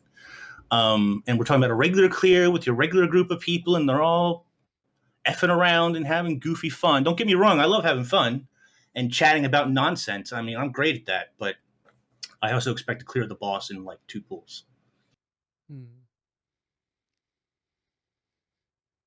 I'm trying and to Brazil's connect. Like, you know what? You're terrible. I'm just going to carry you, and it's not going to matter. It sounds like Preston doesn't really care what other people do, just in general. Like, it doesn't. It doesn't matter at all. It's the same thing. Like if I'm at the gym, there are times where I go to the gym and I hit the bag and I kind of know what I'm doing. And there are other people in the room that have no idea what they're doing at all. It doesn't bother me that they don't know. As far as I can tell, they're having a good time and they're getting a workout. So who fucking cares? I can work hard in my corner and then I can leave and it's fine. And with raiding, I get frustrated in raids if I switch to different roles and it still doesn't solve the problem, because sometimes you need a little bit more damage and that's what's going to carry the raid. So I'll switch off of, I'll say like, can you just play Druid? I'll go play DPS and then we kill the boss because it's just a little bit of damage was missing. Or sometimes I'll switch from like a DPS Scourge to Plague Doctor Scourge, and just the transfusion is one key point. That's why we killed the boss this time. But I get frustrated when I'll play 5 different roles trying to kill a boss, and we'll be on the boss for an hour, and it makes no difference where I'm at. And at that point, it's just kind of like I enjoy the company of the people that I'm around. They're fun people. I'm really not enjoying playing this game anymore, but I'll stick it out because I want them to have a positive experience, and I'll just do whatever they tell me at that point. If they say, oh, you should go switch to this, I'll just do it, and I'll just robot, and I'll just kind of be unhappy. I think, too, that I got spoiled early on in that Wings 1 through 4, my secondary group, the second it wasn't Heartstuck back then. What was it called? Mystic Builds, I think. The second Mystic Builds team with like me and Kevin and I don't remember, the whole bunch of other people, some who play, some who don't. We were clearing Wings 1 through 4 in 40 to 45 minutes, like flat, every single week. No problems, really. Once in a while, you have a goof and you got to redo a boss or something, but it was nice and clean. And we were just behind where Teapot's elite group was. So I'm used to at least wings 1 through 4. The other wings I really don't have experience with because I stopped raiding. But for wings 1 through 4, even though I need a refresher on all of those bosses nowadays, at one point I expect to clear it in 45 minutes. And when that doesn't happen, it's like, what's going on? What are we doing? How much do you guys care about the rewards from the raids? Like the gear, the loot, anything like that? I don't fucking care. I guess it kind of depends. Because if it's something like legendary armor, I really wanted that and then saw that it was a huge investment and I was just like, oh, I don't want to do this. Why would I get legendary armor whenever ascended armor is just as good and I can get ascended armor way easier? And eventually I just got the armor because I didn't like the armor. I wanted to make a video about it, so I got all 3 sets. Going hard. Yeah, but as far as just the regular rewards, like I don't really do raids for the rewards. I just do them because I like playing with my friends. Yeah. I don't really care about. To a It could be degree, I care about. hopscotch for all you care. Yeah, I'm gonna do it anyways. But it's fun for me to have a social outlet with people that I enjoy being around more than anything. Yeah. I'm in the same boat. I used to care about rewards when it first came out. Nowadays, I could really care less. Like, I want a new raid wing. And I know it's dead content. I know they're not working on it. I'm sorry if that's a shock to anybody. I know strikes are the future, but I still want another raid wing. Yeah, I know it's super unlikely to ever happen, but I'm still, copium. I'm still hopeful. Hopium. I'm still hoping for it. It might be the last one. Still holding out for that. But and I don't even care what the raids. I don't care what the rewards are. Mm-hmm. I have a semi variety group of people that I either train or do raids with now once in a while, and I just like playing with those people. Mm-hmm. You know what I mean? So that's all I care about. All I care about is who's in the group. Are we having fun? That's it. I really don't care about the rewards. Yeah. Sounds like y'all have kind of similar motivations, but a difference would be like, Preston, you're willing to swap to play different roles to help unlock the completion. And that's not a big deal for you. Maybe you don't feel like for you, it's a little bit more like, I'm here to do this. Either it's going to work or it's not going to work. It's kind of a different level of depth there. I've never been, and it's funny because in college I used to tutor people in chemistry. But I've never been a good teacher. People have always said, you should go into teaching. Okay. No, I would not be a good teacher because I would be the teacher who set up a test on day 1 and that test wouldn't change for 25 years. You can know the answer key. I don't care if you cheat. You can all get A's. It doesn't matter to me. I'll teach you the material. If you pick it up, great. If you don't pick it up, find a tutor. I don't know what to tell you because I've taught you the material and that's that. I'm just not a good teacher. Okay. I'm a good applier of that knowledge, but I'm not good at teaching you what I know. Unless you learn exactly like me. What's that? What does teaching have to do with? Well, teaching other people, like teaching raids, for example. This goes for anything that I would know. Teaching people fractals, teaching people raids, strikes. There's a lot of people in the community who do that. And there's a lot of people who are very good at doing that. They're very good teachers. I've met quite a few of them. I am not that person. You are not going to learn from me because I'm going to give you a real quick thing that says, don't stand in things that kill you and don't take damage. And we're going to kill this. That's it. That's all you need to know for every boss, which is not true. Obviously, the more detailed mechanics do matter. That's a good starting point. I'm just not good at instructing people, and I don't necessarily, it's funny because I have this thing that people say to me, you're such a good guy, you're such a nice guy, and I try to be. Okay. But when it comes to teaching, that's not necessarily true. When it comes to being in a raid static with me, that might not necessarily be true. You might get flamed. You might get told you're terrible because I've had enough of whatever's going on. You know what I mean? Don't get me wrong. I'm not proud of that. I'm not bragging about that. But that's just who I am, Interesting. I have less patience and I'm not able to carry like Brazil or Teapot. So I expect people to sort of uphold their own. Makes sense. Makes sense. I'm gonna try to connect something, and Inks, tell me if I'm out of line. But you're describing like the need to have a place to focus, whatever you're working on, and how you log into and out of Guild Wars, and you're kind of when you're in entertainment mode, you're kind of just spinning to this thing, that thing, this thing, that thing. You're kind of picking up, putting stuff down. It sounds like you're just maybe generally not focusing on one thing for too long at any given time. And maybe your propensity for being like, I'm good with this raid group has just got to do with if you're wiping over and over again, you're just there for too long. Like, yeah, you don't want to give your attention to Yeah. it for that long. Well, not only that, but I can tell you this.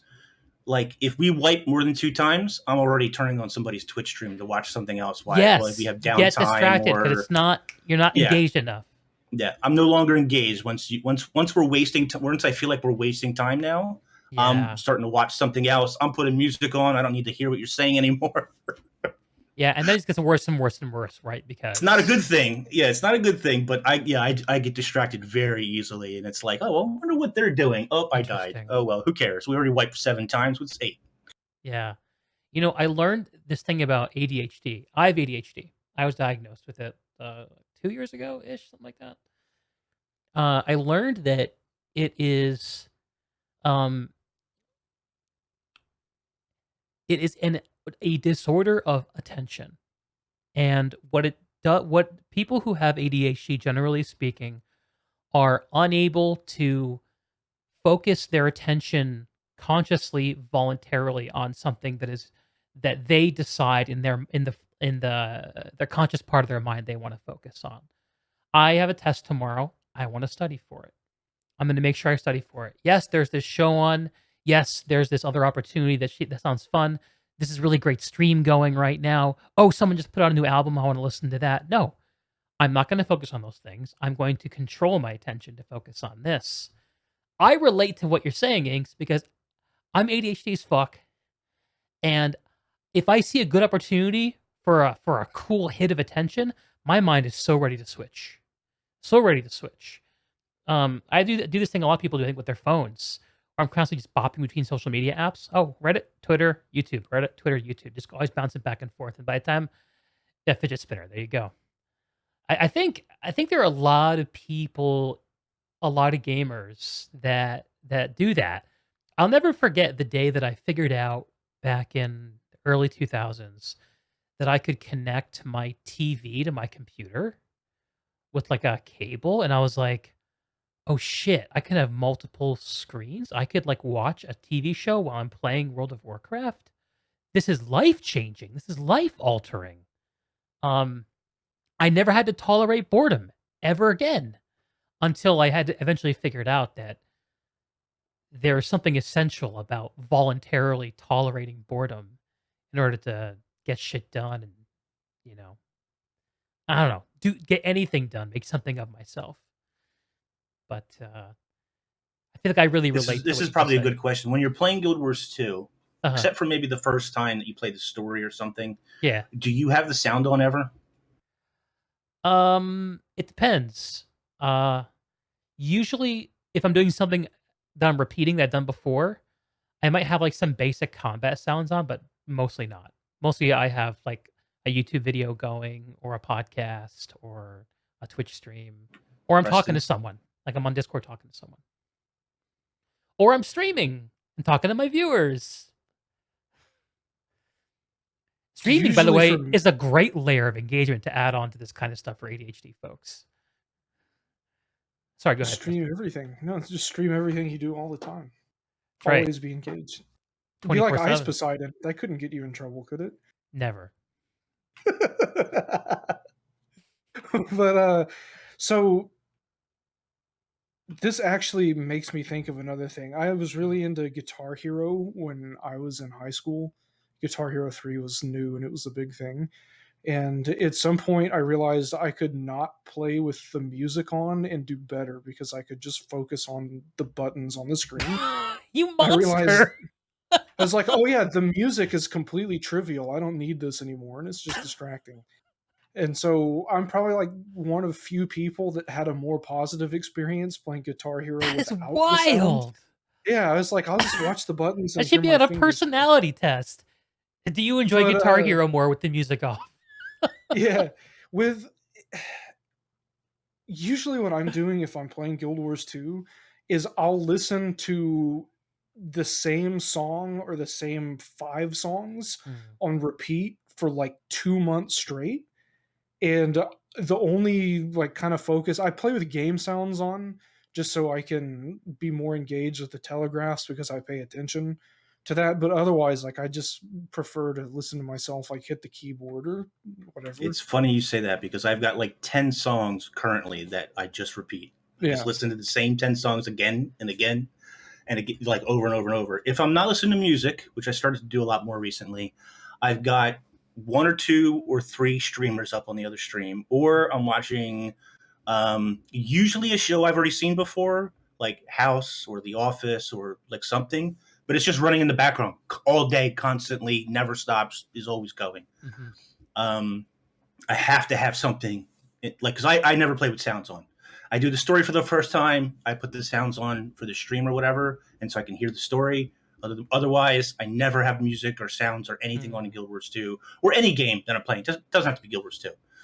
Anything I'm doing, I might watch Teapot for 20 minutes, mute. Okay, what's Laura saying? Okay, mute. Let's flip over to the third person who could be anybody.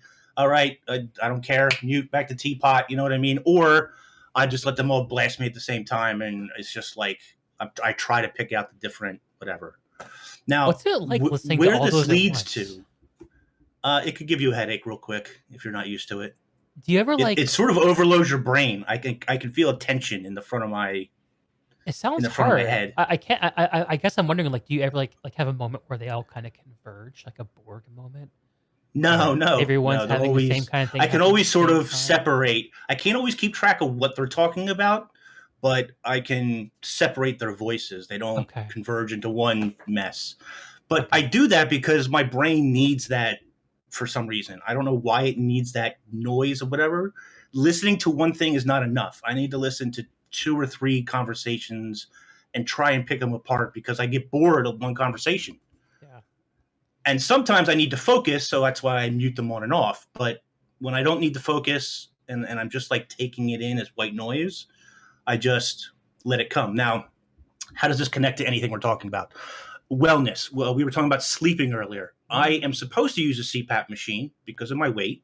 If I got rid of my weight, I probably wouldn't need CPAP. Mm-hmm. I also have a very narrow trachea for some reason. Okay.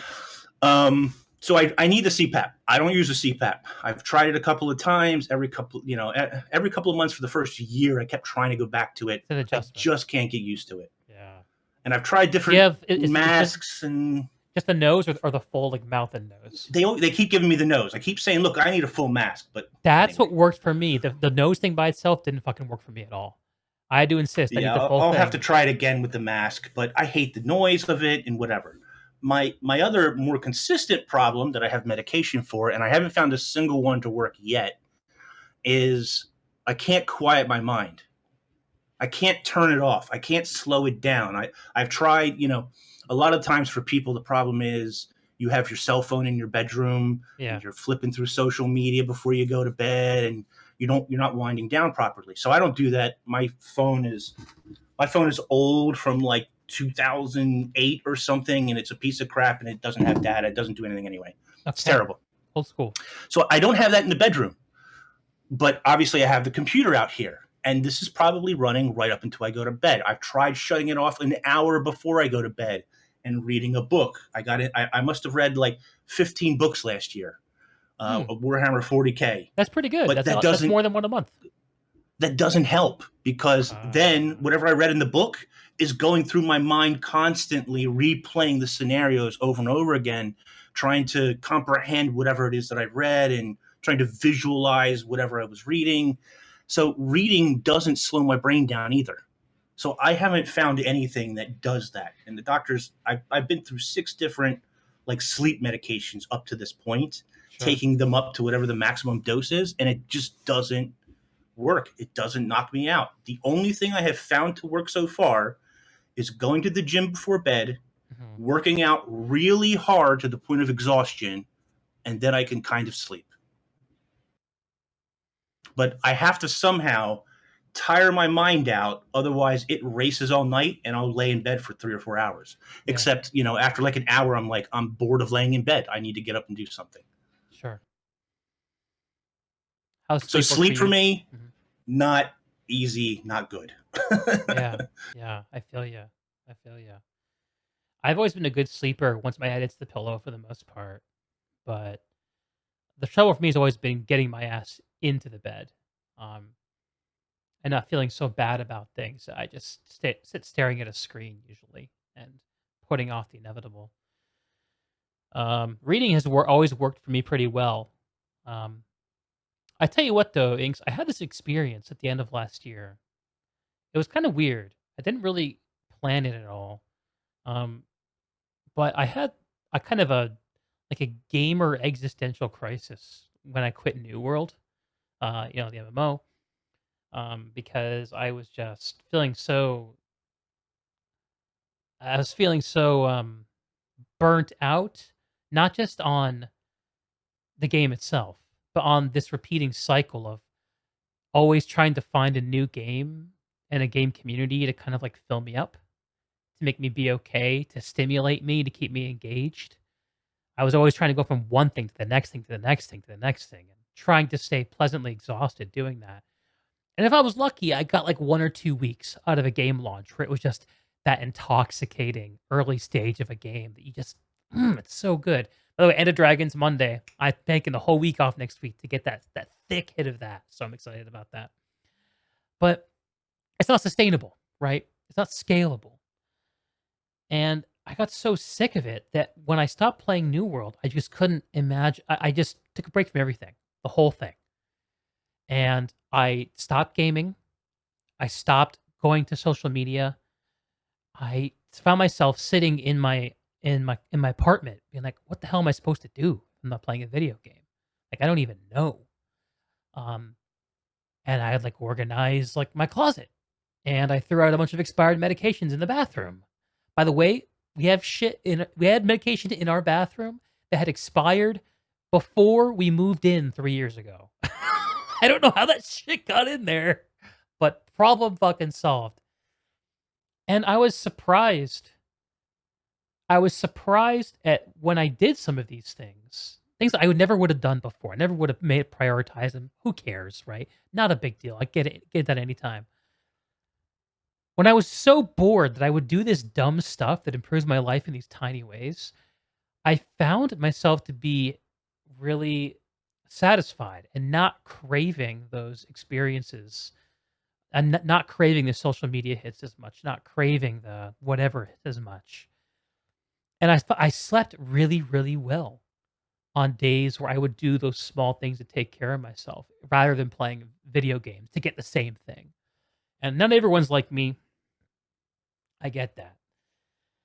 But I find that a lot of times when I can't sleep or when I feel too depressed, it's because I'm looking in the wrong places. I like can't really get what I need in order to be okay through these digital entertainment avenues. Do you relate to that at all? You want to go? You want me to go? Mine will be real quick. Okay. So once a year, usually, mine is our really big COVID year, previous to last. I usually visit my mom. She lives in the U.S. I live in Canada. I see her once a year for about a week or so, and she doesn't have internet at home. She doesn't have a computer at home. And it's not that she's anti that stuff, because she uses the internet and computer at work. She just doesn't have it at home, and her and my stepdad have no need for it. Interesting. So when I go there, I'm fairly unplugged. I can go to my sister's and have full access again, but my rig's not there, and I'm on a laptop, and I hate using the stupid laptop. Anyway, so I'm generally very disconnected the entire week that I'm there. And I do find that I go to bed earlier and stuff. Generally, I'm still up to 12 or 1 watching reruns on TV or something, because it's still hard to shut my brain off, but it's a little better. It's not as bad as it is when I'm here. Mm-hmm. It's not perfect, but it's certainly better. Word. Preston, you can say Well, something? like, yeah, sleep and stuff for me,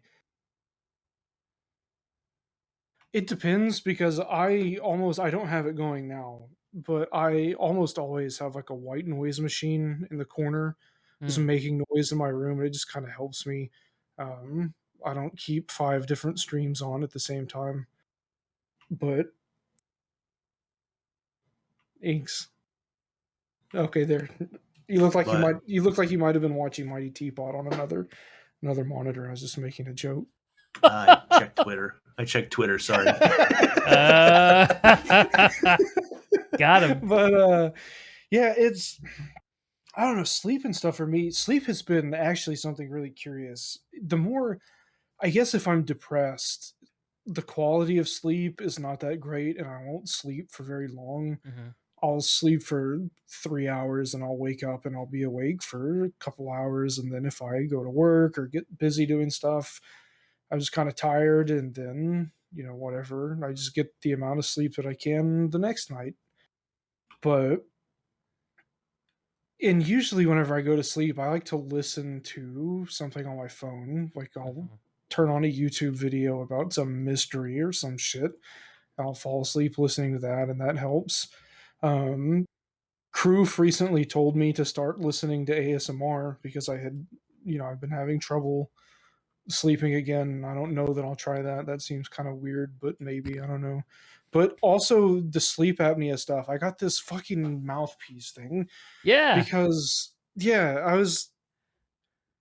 I recorded myself snoring and it sounded more like a construction crew than it did a person snoring. And so I thought, yeah, I probably should do something about this, but I don't have health insurance at the moment because I am not working with an employer, and the US is a fucking nightmare or stuff like that. So Yeah. I was like, I can't go buy a CPAP machine for fucking however $4,000 or whatever that's going to cost. I can't Yeah. go pay $2,000 for testing and then $400 6 times for different doctor's visits. But I can buy a $25 mouth guard on Amazon and see if Mhm. that helps. And it's interestingly, it's helped a lot. I haven't been snoring since, and I've been sleeping a lot better. So it just, I don't know, sleep is sometimes good, sometimes it's not, depending on how I'm feeling. But wearing my brain out before I go to sleep, I can't really do that. I kind of just have to, I don't know. And I can do with a lot less sleep depending on where I am or what I'm doing or like the level of stress. Okay. If I go out to my friend's ranch for 2 weeks or something, and we're just, hanging out at the ranch house and we're doing stuff outside, working on, like, I like to call it terraforming because that's really what it is. They have a bunch of property, and his dad will decide, well, we need a fucking pond over here, or we need a mile of this completely flattened, and we'll just do that. Like, I can sleep for 4 hours a night Yeah. and then wake up and just get to it the next day, and it's Working fine. hard. Put you right the fuck to Yeah, sleep. take a T post driver and I can just drive posts into the ground for 6 hours and it's Mhm. fun. But it depends. And some of the, I don't know, sleep is just kind of a wild card. It's all over the fucking place for me. Mm. I don't know what exactly plugs into the formula to make it good or bad. It's just that I can kind of guess, depending on how I feel or where I'm at or what I'm doing, whether or not it will be better or worse. Mhm. But there were periods of time where I just didn't really sleep at all Mm. for like days, and like maybe an hour or two here. But um, my doctor prescribed me something, and that was fucking crazy because I would fall asleep like 30 minutes after taking it, Uh-huh. and I'd wake up 8 hours later, give or take a little bit, but I wouldn't really be awake until 4 hours after that. It's like the Uh-huh. first 4 hours of my morning. I didn't fucking know where I was or what I was doing, and I'm like, "Is this really worth it?" And so I just quit. Yeah. But, it's I don't know. It's interesting. So for the record, I'm 42, and 20 years ago, I definitely could have lived on, I did live on less sleep, 2 or 3 hours a night, and I was gold. I could, I used to work a weird 24/7 shift where I was going to work at about midnight, coming home at 8 a.m., and I would work that 4 days a week and then 3 days a week the next week or whatever. And then even sometimes they would force overtime on you and so forth. But so I always had that weird work schedule for years in pharmaceuticals. And in my 20s, I could do it easy. But nowadays, no, I require at least 6 or more hours at least. Otherwise, I just, functioning is not easy for me on less than that. And I still have the same bad habits as I did when I was 20. If I don't get to bed before midnight, then I'm just not getting to bed till the next day. It's just the way it is. If I'm up past midnight, like a gremlin, don't feed me. No, I'm just kidding. After midnight, I'll be up till 5, 6, 7, 8 in the morning. Like, I'm just not going to bed until then. Yeah. Just the way that I am. So have to get to bed before midnight. Otherwise, it's not happening that day. Yeah, sleep is the real thing, man. It's not easy. One of the things I always do. I'm so conditioned. I'm so conditioned from many, many years ago that I still wake up between 4:30 and 5 a.m. every single day, as long as I'm in bed before midnight. Every single day. Doesn't matter. I could have gone to bed at midnight. I'm up at 4. I envy that. Yeah, same. It's not a good thing. It's not a good thing because you're up and you think you're wide awake. Like, you wake up and you're like, okay, time to start the day. And then an hour later, you're like, oh my God, I need to sleep. This is horrible. It's not good. I like to get up early, and generally speaking, if I can get up, like if I can wake up without an alarm, I'll set my alarm for 5:30. And if I can wake up at 5 by myself normally, like, I'm good. Or like at 5:30. Usually what happens is I'm really good at waking up almost exactly 3 minutes before my alarm goes off. Like, I don't know why, but it's just a reoccurring thing. And if I can get up at 5:30 and just get stuff going, by the time 1 o'clock comes around, I'm like, holy shit, I've already done a day's worth of stuff. And I feel really accomplished.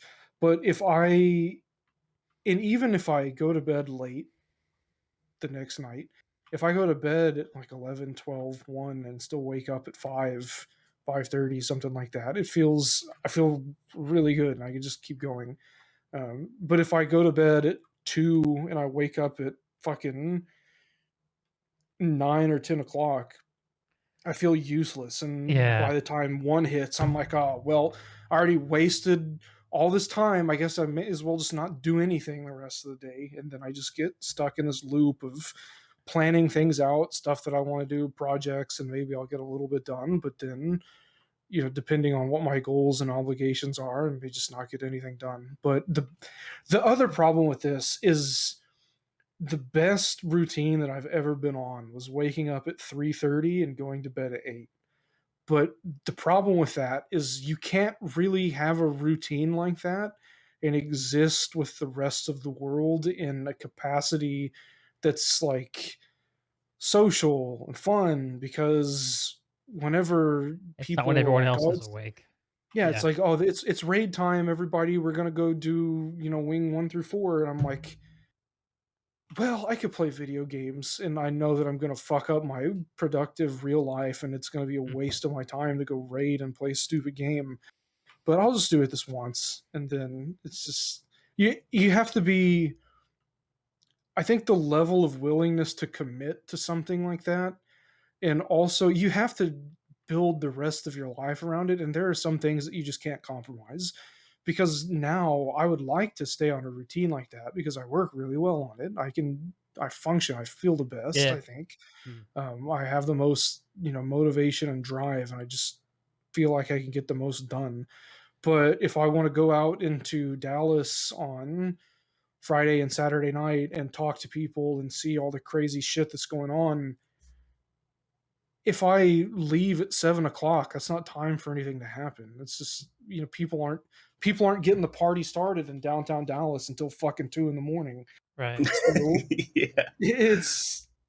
Yeah. so the way that I would optimally want to live just is not compatible with the rest of the world, and so I can't really do it. So I have to my best. I have to think, well, I'm going to be out, What's your and compromise? Yeah. keeping a consistent thing day to day, I think is the most important thing that you could probably do. Like if you go to bed at 1 every day and wake up at 8 every day, if that works with your, like if you could do that every day, do that every day, because being consistent matters. But I just can't really pull that off all the time with some of the stuff that I want and feel that I need to do. So I don't know, that sucks, but Yeah. It's interesting because in the past, both my work, but also the people that I play games with have sort of dictated my sleep schedule. So when I was in my 20s, I was playing World of Warcraft, still very early days back then, obviously. And because I worked that weird midnight to 8 a.m. shift most of the time, when I got to play, the Australians were up. Like when I could raid, the Australians were awake playing and raiding. So I joined an Australian guild. I was the only like North American person there, I think, at the time. Less common nowadays, obviously, but back then it was a little more rare, I guess. Um, and then I think in SWOTOR, I was on like a weird. I'm on the East Coast. I've always been on the East Coast. I was on a weird West Coast schedule, so I was always awake with the West Coast people. And nowadays, it's either UK or European people that I'm up at the prime time hours of, right? So, Okay. yeah, it's weird that I sort of, I don't know if my life is dictating my gaming schedule or my gaming schedule dictates my life. It's a little of both, I think. Interesting. Yeah. I'm But but definitely. like Yeah. Go but ahead. like Preston was saying, nowadays I'm getting up between 2 a.m. and 4 a.m. If I get up at 2 a.m., I need to wait till 4 a.m. to go to the gym. But I've been waiting only to 3. I've been like going an hour early because it's like I have nothing to do. Nobody's awake. There's no one to talk to. Brazil's just about to go to bed. I'm just getting up, whatever the case is. Except for Teapot, who seems to always be awake. Yeah. yeah, that's a weird one. He seems to never be asleep, quite literally. I could message him at 3 in the morning my time, and he's still awake. But anyway, the man lives on like 1 hour of sleep a day, I swear. But anyway, so I get up and it's like, okay, I'm up, I'm ready, let's be productive, let's do something. But then there's nobody around to do anything with because my world doesn't wake up until like 8 or 9 in the morning, Right. Right. So that's a weird thing as well. I really shouldn't be awake that early, but at the same time, getting that morning workout first thing of the day when nobody else is around, I need that, and I need that energy for the rest of the day. Mm. Yeah. The comment you made, Inks, about whether your gaming habits, uh, whether your life forms around the game or the game forms around the life. For me, like because I've been doing a 9 to 5 the last decade, like everything flows from that. A huge part of the way I sleep is formed from the fact that I have to be able to perform in my job for 8 hours a day tomorrow, starting at a certain time. It's actually been a little painful lately because I went from my last job, which it used to have a West Coast office before we all went remote, but the whole team is West Coast, to this new job where the headquarters is on the East Coast, and most people I work with are on the East Coast. So even though I'm like not really expected to work East Coast hours, like everyone I work with is already working at that time. So things tend to tilt that way for me. So it's been like a challenge of getting up earlier and getting to bed earlier. And man, I just have such a hard time going to sleep like before midnight. Even if I'm up at 5, I just have a hard time doing it. And if I don't get at least 7 hours of sleep, I pay for it. I can probably gut it out for a day or two, but by the third day, I've had bad sleep.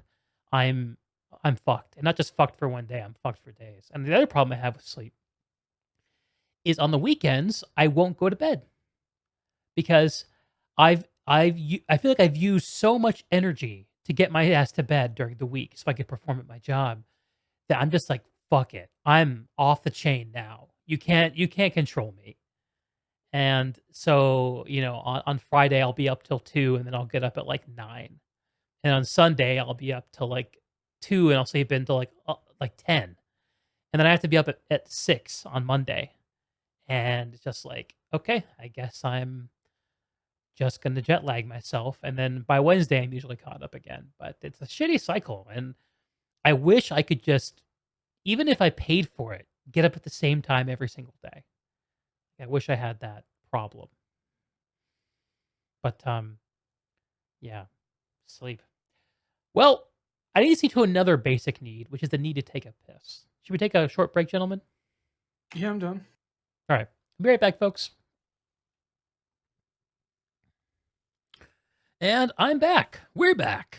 The Deeg Podcast with Preston and Inks talking about gamer wellness. Among other things. Among other things. Right at Among a variety of weird topics.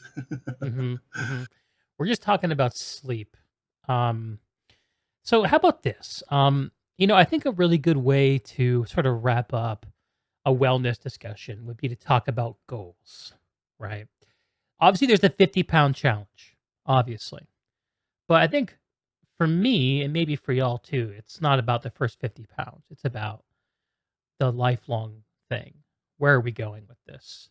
So I want to hear y'all's long-term wellness goals and maybe how gaming fits into it. Or it doesn't. You want me to go first, or do you want to go first, Preston? All yours. Okay. So actually, this has been a difficult thing for me to kind of come to terms with in a lot of my life over the past probably even a year, maybe more, has been avoiding this reality or not thinking about it the right way. But the reason why things kind of fell apart for me to begin with is because I was working for people that weren't very good people, but I was able to deal with that. I could just, focus, do my own thing, go to work. It was fine. And then little things here and there, like I could deal with them. And the relationship that I was in, I had been in for 3-ish years, 2.5, 3 years, a while. Things started to not be as great, but we kept it together. And then I went to Hawaii with her. While we were in Hawaii, things were pretty nice, and we hadn't seen each other for a while because I had moved back out of Kentucky to Texas, and she remained in Kentucky. Okay. And anyways, we were in Hawaii, and we went out, and we were just kind of out in a shopping area, and there was a really nice jeweler, and we're like, oh fuck, let's go look at wedding rings, that would be cool. And so we did that. It was kind of nice just to go do that with her, because I thought that had been something that we had both talked about. Pretty serious. And we were pretty serious. And I'm thinking I'm like 25, 26. She was roughly the same age, a few months older than me. And I'm like, yeah, this seems good. Like we had both been improving our lives dramatically, and things were great. And, that was just kind of like a fun little moment in time. I remember it, very vividly. I almost got into a fight afterwards too, because some guys rolled up trying to start shit, and it was a mess. That's its whole own story though. But wouldn't that have been a story? We went to look at wedding rings, and then I beat the shit out of 2 guys in Hawaii and got arrested. With the ring? That's almost how it went down. But, I'll just stay out of that. It was bizarre. Okay. And so anyways. So goals. How's this roll up? Yeah. Well, the relationship ended up failing. And so, and failing spectacularly. It was very unpleasant, and it sucked really hard, and not the good kind of suck that you would want in a relationship. And so, that kind of just like, that put the big crack down, like, and all of the little blips and bubbles and things here and there. When the foundation of everything is solid and great, it's easy to just ignore that stuff. But whenever there's a giant fucking crack right through the middle of you, and stuff starts to eat away at that, well, things start to fall apart. Yeah. And so things fell apart really hard for like 6 months. And I ended up leaving the job that I was at. I moved back home with my family and just tried to figure out what to do for a little bit, and got into some other stuff, and then stuff just didn't really stick and wasn't really right. Things, I wasn't really happy with the direction things were going, and I would stabilize my fitness and weight goals, and then lose a little bit of progress, and then finally I just quit caring. I just stopped fucking caring at all. And so I dropped from like 400. The overall like arc of this Uh-huh. is I started weight loss. I was like 410-ish pounds, Okay. something around there. And within 2 years, I dropped down to 215. Most of that weight was lost in the second year. The first year was almost entirely just changing habits Sure. to set up a foundation to lose the weight really Yeah. That's efficiently. enormous, man. Yeah. And so anyways, then I had a really probably the best year ish of my life, and then things fell apart and I just quit fucking caring. And now I'm like 312 ish, like between 310 315, somewhere in there. Mm-hmm. um and I just caught myself thinking a while back, probably about a month ago, like, did I give it my best shot and did it just not work out, and is it all over? Is that really what it is? Because that's just what I had told myself. I'm like, well, I tried and it didn't work, so whatever. Mm-hmm. But I don't know, Go at some hard or point give up.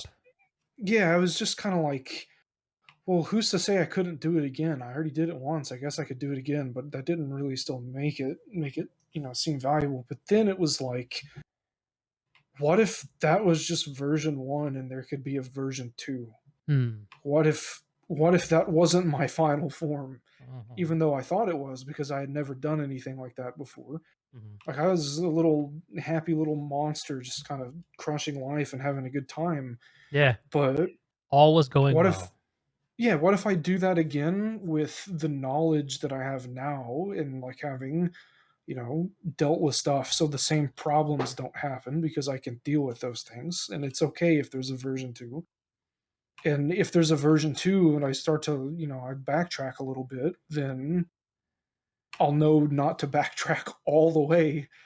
So if there's a version 3, that'll be even better. So Mm-hmm. it's I don't know why it never clicked to think about it that way, but like, I'm not starting over. Like, when I weighed 315 pounds before, I didn't fucking know how to box or throw a punch or anything, Hmm. hardly. Like, I could shoot a really nice double leg takedown, but that's all I knew. But now I know 2 different skill sets. I can hit you and I can take your legs away from you. So yeah, that's, for me now, it's about building version 2 and also being open to version 3, 4, and 5. Hmm. And that if I get there, they'll be better each time, and there Mm-hmm. will be less failure and more success each iteration. Love it. That's beautiful. What you got, Inks? So, Goals. Long some of term. the things we didn't talk about, or I didn't talk about earlier, was one of the big defining moments that I let define myself, and I still let define myself to some point, is kidney failure at 25. Oh, we didn't talk about that at all. Yeah, that's got to be a huge Yeah, part of which your life. was really hard to deal with. So at kidney failure, when I first got sick, obviously I didn't know it was kidney failure right away. I thought it was a really bad stomach flu. I was probably about 230 pounds. Mm-hmm. By the time I got to the hospital How 2 weeks tall are you later, guys, by the way? Just to put it in I'm perspective. 6'2". 6'2"? Oh, what the fuck? I'm 5'9". Giant. Yeah, I'm right in the I'm middle, 6'2". 5'11". Yeah. Okay. So I was about 230, 240 pounds when I got sick, or when I started feeling sick. By the time I got to the hospital 2 weeks later, I was about 130 pounds. I had basically I wasn't able to eat anything or keep anything down. Jesus. And gross warning for people, I basically vomited up that weight every day until nothing. And I lost about 36% of my muscle mass as well. Oh my God. So by the time I got to the hospital, I was in bad shape. And long story short, 5 years later, dialysis and so forth, I finally get a kidney. When I finally get the kidney, I spent a lot of time sitting around recovering. Now, you got to get up and move, but I was also eating like a 20-pack of Timbits a day, sitting on the fucking couch doing nothing. Mm-hmm. So the weight started to pour back on, and I wasn't going to dialysis anymore. So the 5 or 6 liters of fluid every other day I was getting pumped out of me, that part of that's being retained again. Not all of it, obviously, because you flush some of it out naturally, but some of that's being retained. So I wasn't losing weight that way either. If you want to lose weight, just go into kidney failure. It's the best diet you could ever have. You'll take like 3 to 6 liters off the fluid. It'll destroy your heart, but whatever. You'll look great. Anyway, that's not serious advice, by the way. It's a joke. So my goal, number one, is I want that 30%. I want that 36% of my muscle mass back, because you can tell by looking at my shoulders, not a lot of muscle. My arms, not a lot of muscle. My legs are actually okay. My legs have always been the strongest part of me, I think. Mm-hmm. So not a lot of muscle in my upper body. I really want that back. That's one of my goals. Now, I don't want to be the Hulk. I don't need muscles popping out of my muscles. And I've always had a thick neck, but it used to be thicker. So my goal is to work on my upper body, get that 36% back, if not a little bit more. And then I just want to tone it. I just want to tone myself. And I want to lose about 50, 55 pounds in total. So right at about 200 to 195 is where I think I should be personally. I remember being 200 pounds at 6'2", and it was a good spot for me. So if I could be 200 pounds at 6'2", and toned, or muscly apt, or whatever you want to call it, that would make me happy. Included with that is cardio. Obviously, I want to have a good cardio workout because now my cardio is terrible. Mm-hmm. I used to have very good cardio. It's like non-existent right now. You want to be able to do laps from here to the garbage disposal. Yes. One of the big things was, and I think I told Brazil about this a little bit, but sort of my mid-20s, right before the failure, I was big into paintball. I loved playing speedball. Same. Running around, diving behind the plastic blow-up Dorito bunkers and so forth. I loved doing that, and I could do it. I was still physically fit enough to do it. And right now, I'm more into like airsoft than paintball. But again, I'm not physically able. I know I'm not physically able to make it a full day session, or even an hour session, probably right now, of going out and playing and having that kind of time, And so I want to get back to a spot where I can do those things, where if I want to be a little bit athletic, I can be. I don't want to go back to playing football or anything like that. Those days are gone, clearly. My knees are destroyed. But I do want to be a little more athletically fit. I want to feel good about how I look. I want to feel good about what I'm eating and so forth. And, the other thing is, and we didn't talk about this a whole lot, but I obsess over, I don't know how it developed or when it developed, but I obsess over food. If I'm celebrating, I'm eating food. If I'm depressed, I'm eating food. If I'm watching a TV show, I'm eating food. I know there's Noom and this whole psychology thing or whatever. I get it. I understand it. I accept it. I know that there are things that trigger me to eating food. Like I said, is it a special holiday? Yeah, I'm eating a lot of food. Yeah. Am I super happy I got a raise or something, or I came into a lot of money? I'm eating a lot of food. And it's usually not good food. So that's another problem. Yeah, it is the problem of excess of our times. Yeah, so I definitely want to cut those behaviors down or out, and I want to lose the weight, and I want to physically get better. Build some new habits.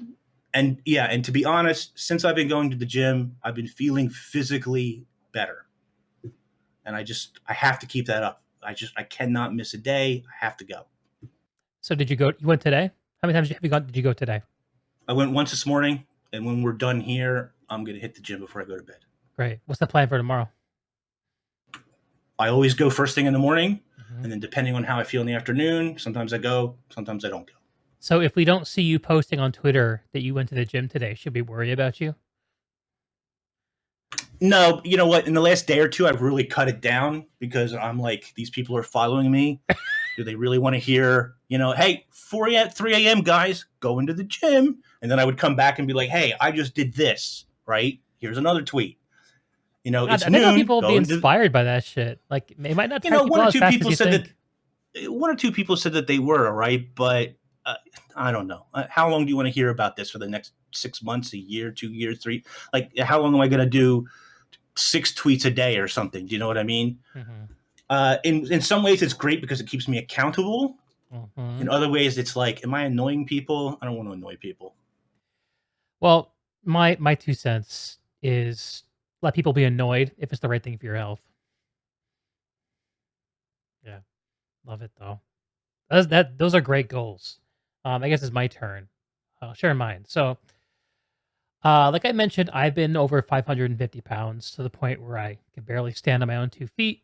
Um, Miserable, locked in. I feel like I was locked in my body, and for the most part, I was kind of lucky with the whole getting sick, keto, lost enough weight to suddenly be active again, and then I started working on my gaming and what I'm trying to get out of when I play video games. I started the podcast and this whole process of personal exploration that I do by talking to people and by this is just kind of the tip of the iceberg for what I do, um, where I actually share it with people and hear and learn from people. But I think that there are kind of goals on 2 scales for me. The number 1 goal is now that I'm out and engaging with the world again, now that I'm no longer locked in my room and in my body, I want to be able to comfortably do things like travel for work, which I already have to do, but it's not very fun.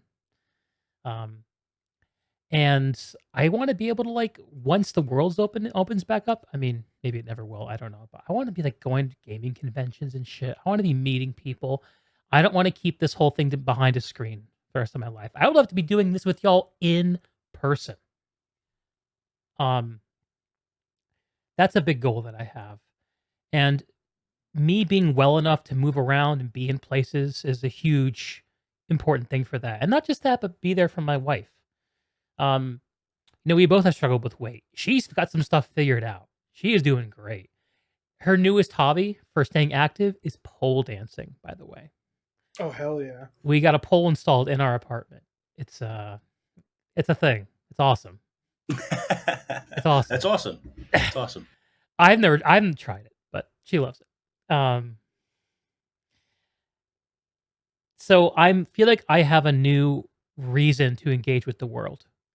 I feel like I've unlocked some things, and I feel like I'm positively motivated to figure this shit out. The longer term motivation, I think I shared this with you, Preston, is I have been married to my wife for almost a decade, and I'm going to be married to her for the rest of both of our lives. Um, unless we change our minds, which could happen at some point. But right now, I had this experience a few years ago where I was in the hospital with an infection.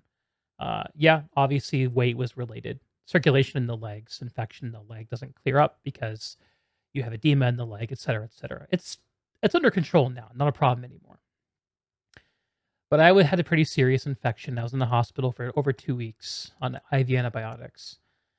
And towards the end of it, the doctor I met with told me, you know what, Greg, besides the infection and the weight, you're actually pretty healthy. Like your heart's in good shape. You don't really have a lot of other big problems. Your blood pressure is surprisingly under control. But you're in your 30s.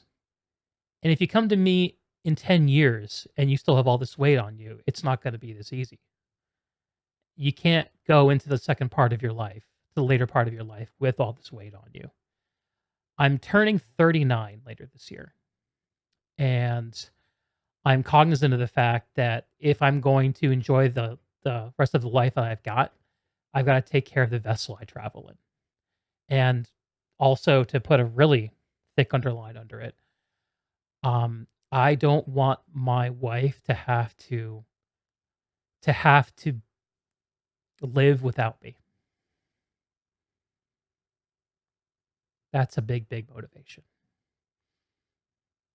And I like the language you used, Preston, about version 2, version 3, version 4. That really hits my heart. In some ways, I feel like I'm on version like 134. I make very fucking small changes. I take a long time to make small changes, my personality, but when I change something, I change it forever. Like I'm very stubborn, slow, and stable when it comes to change. But I'm lucky that I got a lot of things figured out because I've waded through a lot of shit, and it's all going in the right direction right now. The downside to that is I'm probably not going to win the 50-pound challenge. I'm probably going to end up buying both of y'all steak dinners. But I hope that these other goals I talked about will. I'm sorry. Hope isn't the right word. I feel good right now about my likelihood of hitting those goals. So, yeah. And now it's time for Guild Wars 2 End of Dragons hot takes. Any more like fitness, wellness stuff you guys want to talk about? Seriously? I mean, I think for now I'm pretty good with what I had to say. I feel like we should publicly weigh in and then check in again in 6 months. Publicly, like literally right now? Yeah, right here on the podcast. Spit out the numbers. We'll meet again in 6 months and see where we're at. You want to do it? Oh, you're gonna get the scale? I'm not gonna walk over there right now. Do you have a scale at home, Inks? You know what? Fuck it. Let's go. My scale's in the other room. Hang on.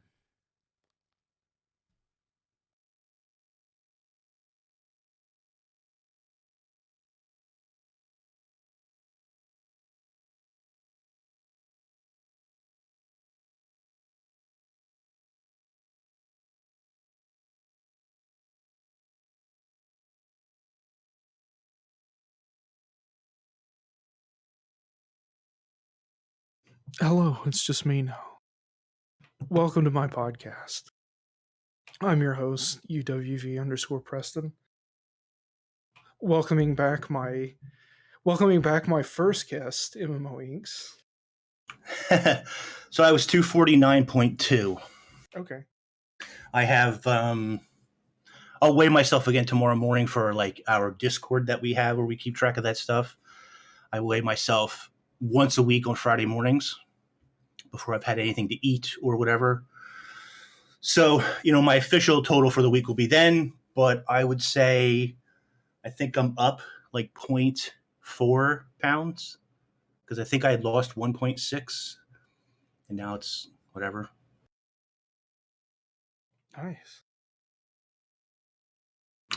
But I've been going to the gym, so it's like I really doubt that any of that is muscle, but maybe it is. Who knows? I don't know. It's all that protein you've been eating. Yeah. So, Inks, you said 249.2? Yeah. Okay, with all of my like cold clothes and stuff, I was 315.6. So I expect first thing in the morning I'll probably be like 313.1 2.2, something like that. 313? Yeah, 313. I'm up like 2.5 pounds since this morning. Yeah. So this morning I weighed in at 457. Just now, okay. 459.4. It's funny. We were just saying like I weigh in the morning usually before I've had anything to eat or I've always been told, and I don't know how true this is, but weighing yourself at night is like worse than weighing yourself in the morning or whatever. Mm-hmm. So I always weigh myself in the morning before I had anything to eat, before I've taken any of my medications. That's what I do too. Whatever. So my official weigh-in will be for our Discord will be tomorrow morning. But I also expect, and I think this is an important thing for other people to understand, I expect variation in my weight. Yeah. Last week I was down more than I'm down this week. This week I'm a little bit up, not at my original total, but I expect sometimes it's gonna fluctuate up there. You know what I mean? I just have to take it on the chin and move on to next week and try and do better.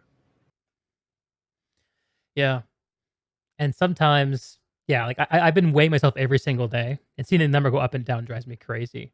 Especially because the scale I have, I think it's not great. I don't know. But I step on it 3 or 4 times in a row and it'll vary within like 3.5, 4 pounds. So it's like I just take the first reading, whatever it is. Okay. Well, if you all want, we can do another weigh-in tomorrow morning. We put that in the description or something, and we can check Yeah, back that on sounds it. fine. It'd be fun.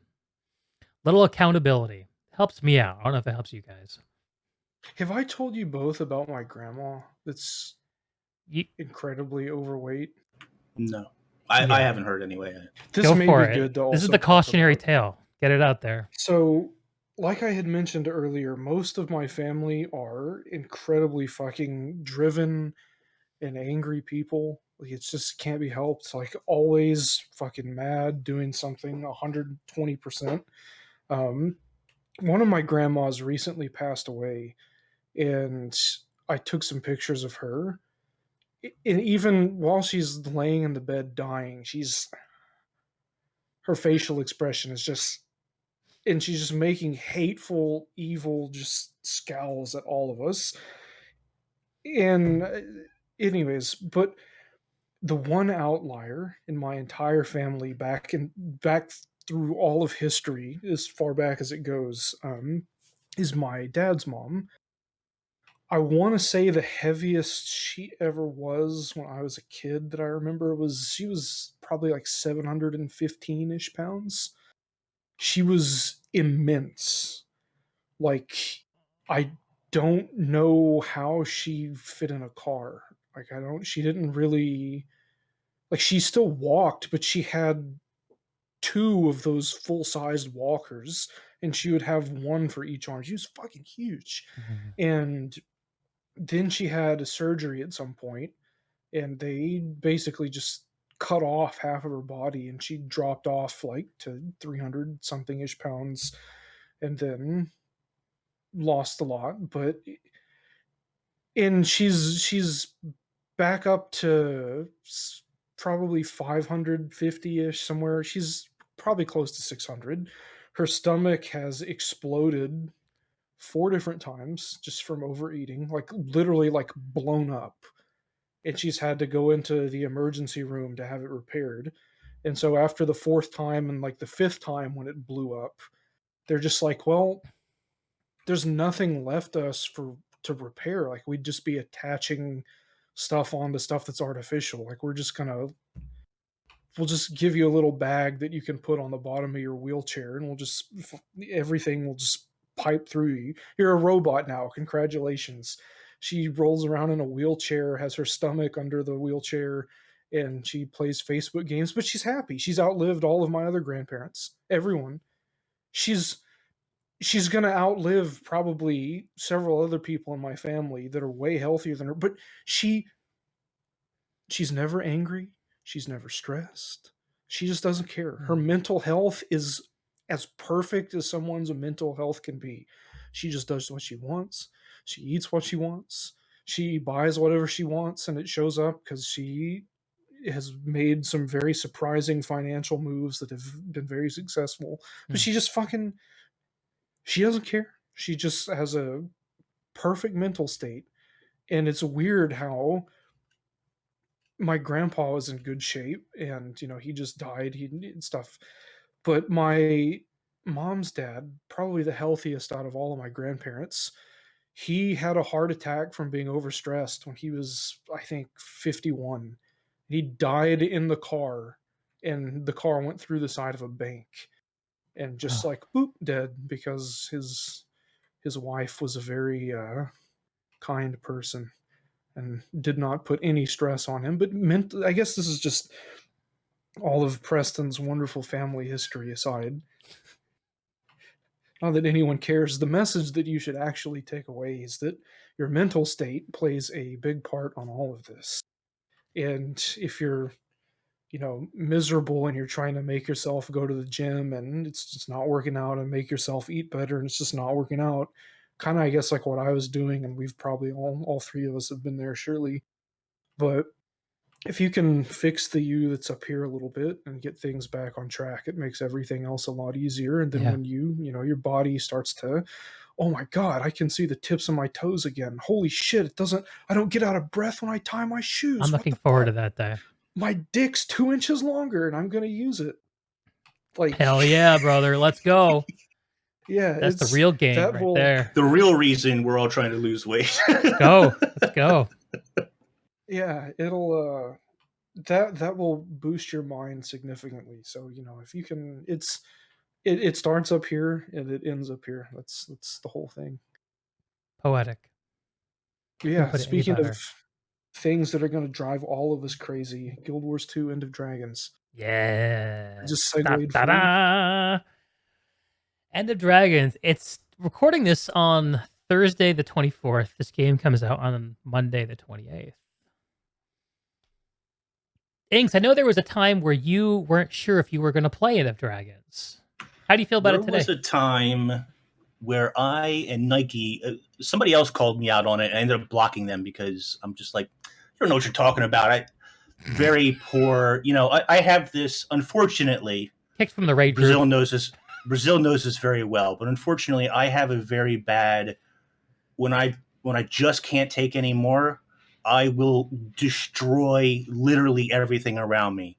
I will burn down my Twitter account. I will delete every video I've ever badly Delete self-destructive. characters.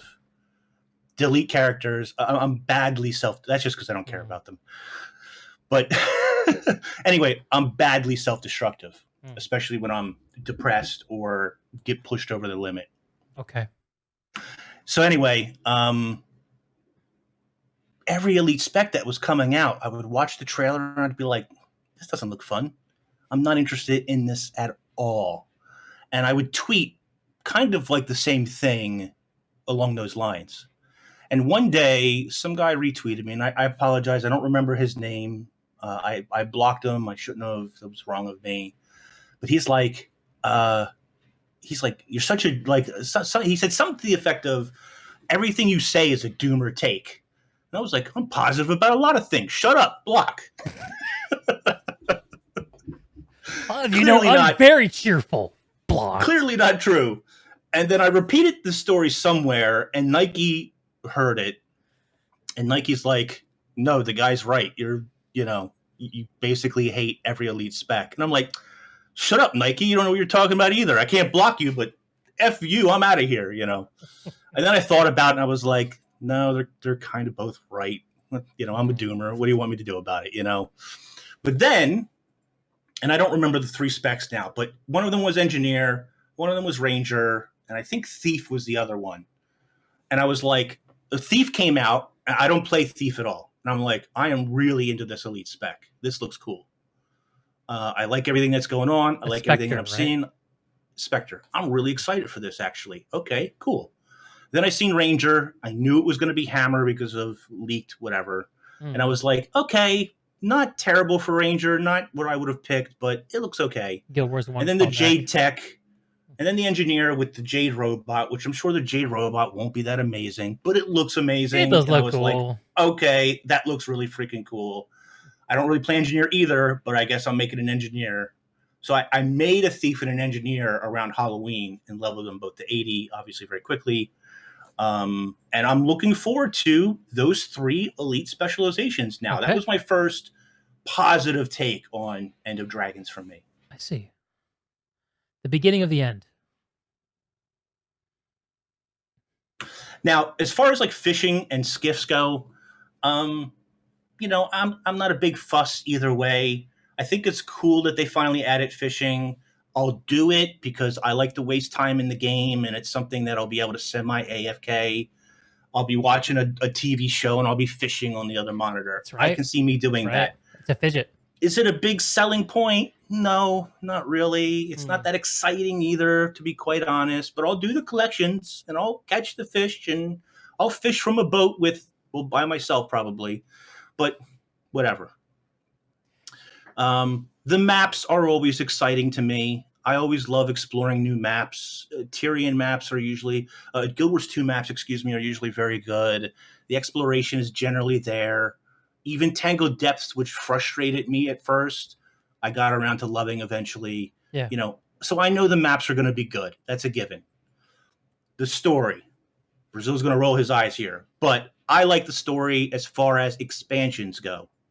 Maybe not all the Living World stuff, Maybe not timing, how they write her and how she knows the answer to everything and yada, yada, yada. But generally speaking, the Path of Fire story with Balthazar, I really liked. The Mordremoth one was not too bad. So I have confidence that the main story will be pretty good. So I'm already sold on the story, and I'm already sold on the maps. And now I've got 3 elite specs to go along with it. You're good. I'm pretty content for my $30 price point. Yeah, I mean, and then they showed the Jade bot, and I'm like, well, it's going to be around all the time. That's going to be annoying. I was charmed by the Jade bot.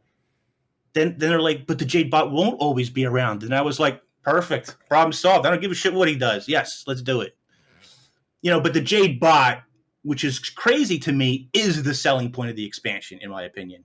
That's the thing that they'll monetize eventually. That's the thing that they'll build upon as they go. It would be crazy not to. End of Dragons, okay? That's the selling, not fishing. Jade bot is the selling point. And the fact that it came so late is maybe they weren't done with it yet. I don't know. Yeah. That would have been the first thing that I would have said, hey, we got a Jade bot. Look how effing cute this thing is. You want a plushie? We're going to make a plushie for you. You want a mini pet? We'll have mini pets. Don't worry about it. We got you covered. Yeah. Sounds like you're good to go. You got your sleeves rolled up. You're ready to get in there. I'm hyped. I'm ready to go.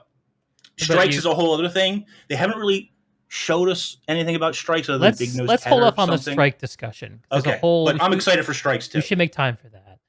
Preston, did you unironically say Big Nose Ted? Yeah, is that a joke? Is that not a real thing? I thought that was a real thing. Oh, God. Has that been a meme the whole time? I didn't know. Preston did a whole video. Tell him. What? I didn't see it. Really far. Wow. Yeah, that's actually a joke. I hope it's a joke. I hope that's not real. It's a work of art, man. Look, if I don't get to face Big Nose Ted in a strike, I'm going to be really confused because I believed it the whole freaking time. Preston made a very serious, very deliberate, methodical explanation about min-maxing the Big Nose Ted fight. Yeah, I made a full fucking tutorial video on how to fight. Do you know who Big Nose Ted is? I do. Yeah, he's the guy in the human story. Yeah, Queensdale. Right. There was a Reddit post 8 or 9 years ago about how the hammer boss in the personal story was too hard. How can anyone play this game? And it got posted on it got posted around, and people were like, "Oh my god, someone is having trouble with Big Nose Ted," and it was just amusing. And then when I came back, I was like, I need content to make. I should do a guide for Big Nose Ted. We'll just revive this. So I made a reel. If you didn't know me, you would think it was serious. And there are people that left comments that didn't know that it was a joke, and they were very confused. But yeah, it's persisted, and it's kind of become its own little microcosm. Apparently, nobody ever told me it was a joke. You know what? I've been on Tea Time at least 3 or 4 times talking about Big Nose Ted CM. And nobody, Teapot, nobody has ever said anything like, that's not a real thing. Because I'm excited. I was excited he's coming. I'm like, oh my God, we're going to get a CM of Big Nose Ted. It's like a boss? That is such a cool callback. I want Big Nose Ted. I thought it was a real thing. I apparently am an idiot and didn't know that until literally just now. And nobody has corrected me in the entire last year of talking about Big Nose Ted. Well, if it's any consolation, Inks, you probably won't be the last person to figure it out. Oh my god. As a creator, this is so rewarding. This is exactly what apparently I bought it completely. I was all in on Big Nose Ted. Wow. ArenaNet and everybody else is probably like, who is he talking about? Yeah, they don't there's no boss named Big Nose Ted. But yeah, wow. For me personally, I don't think there's gonna be much that I'm gonna care about or enjoy, because out of all the elite specs, Harbinger is the only one that I like, because it makes Necromancer easier to play. And if I can kind of just AFK through the raid group and watch what other people are doing and do top DPS, nice. This is perfect for me. The rest of the specs, I don't care about. I played most of them. I don't care. They don't look interesting. They don't look like they offer anything that I want. Harbinger, honestly, I don't. It's the magic of getting new specs is gone for me. Yeah. It's just I feel that way this time too. around. This time around, I don't care. Yeah. It was more like, oh wow, they actually found something else to make. I didn't think they could do anything else, Hmm. and so all the specs now are just they don't. I don't know. I don't really.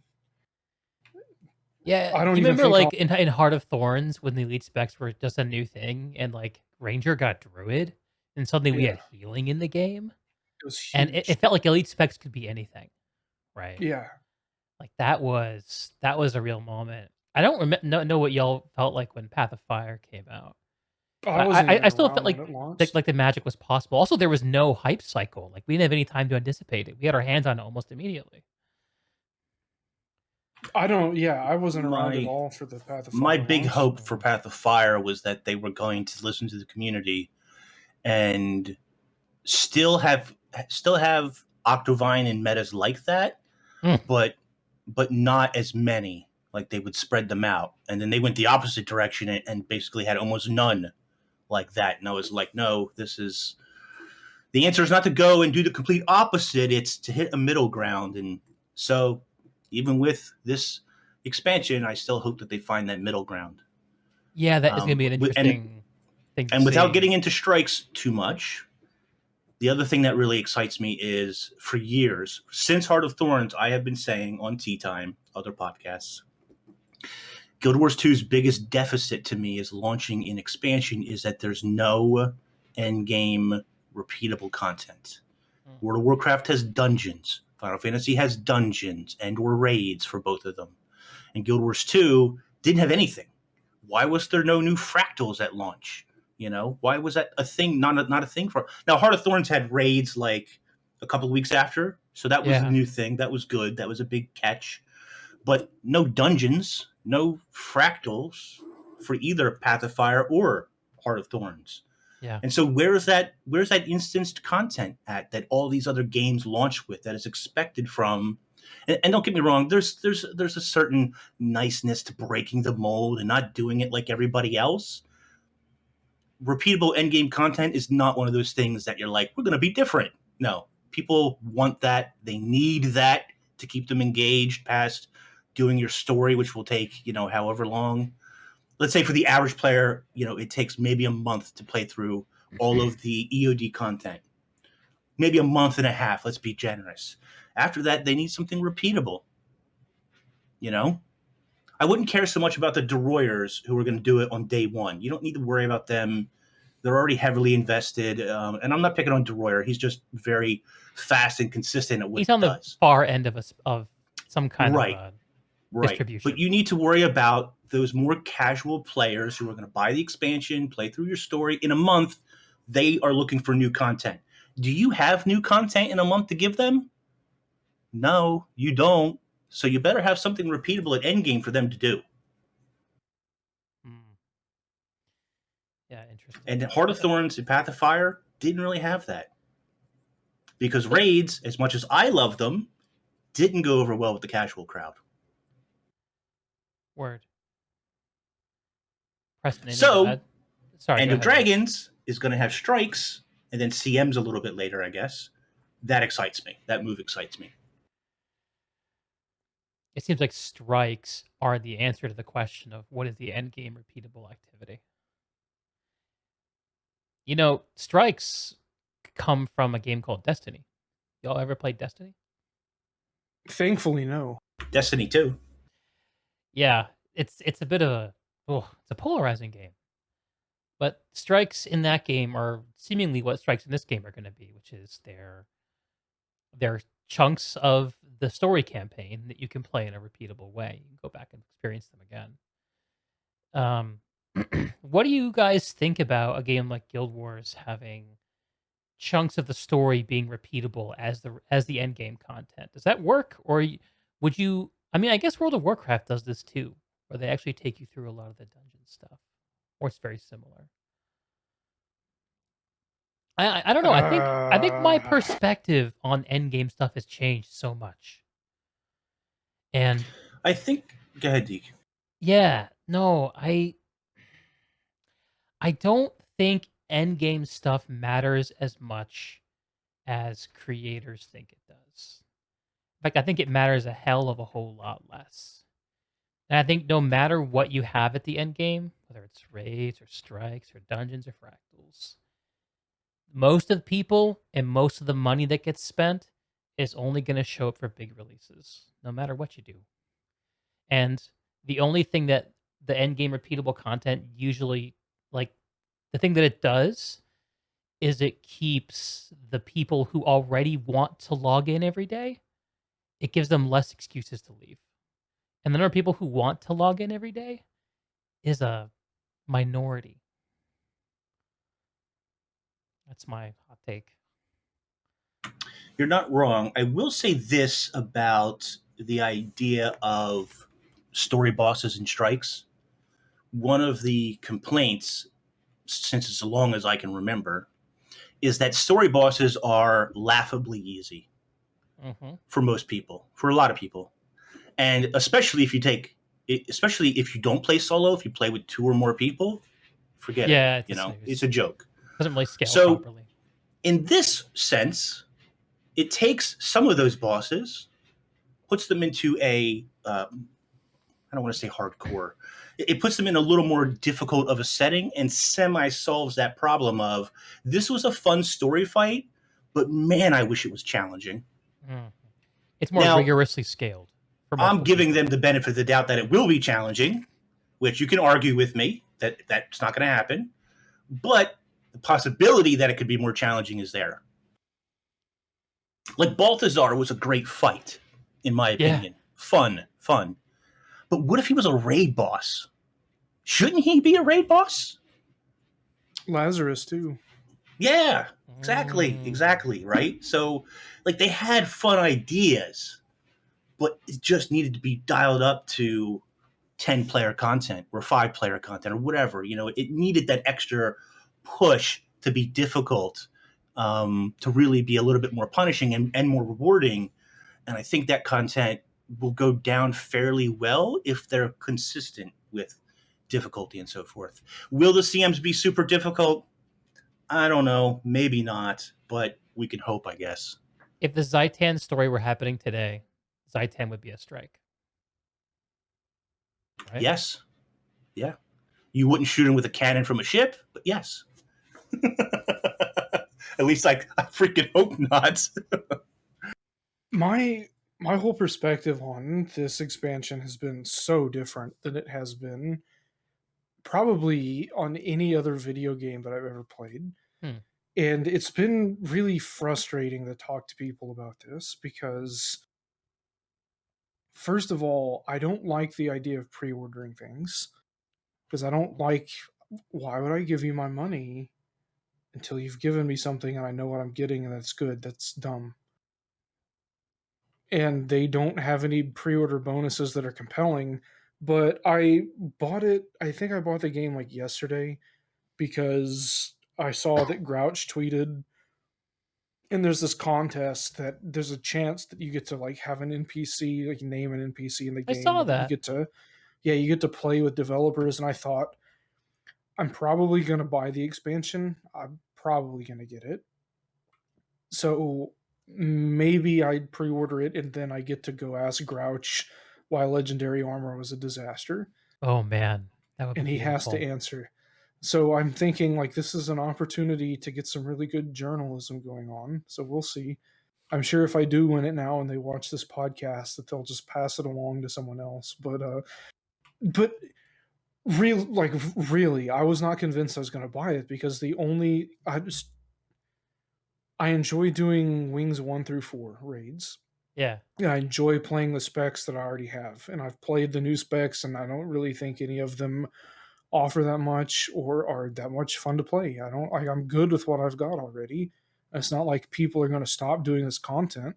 Mhm. I don't need, like, I have mounts. What is End of Dragons really going to give me?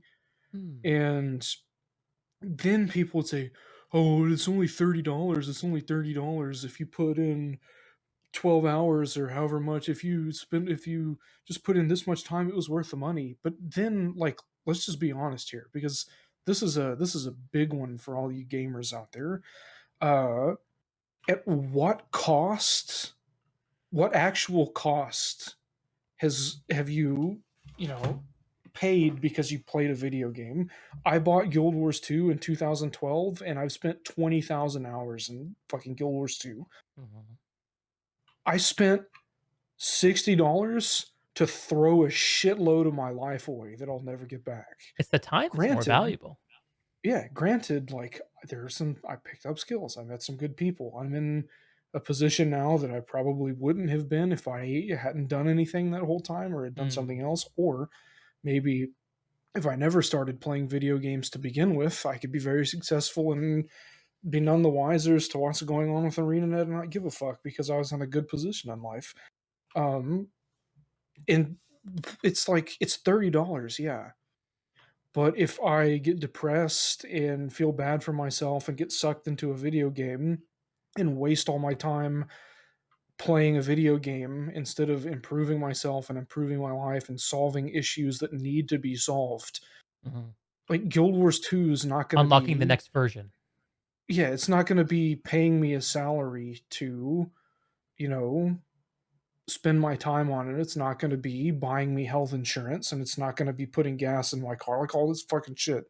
Like, $30 is a ridiculous amount of money to throw away your life over. And there are people that are going into this.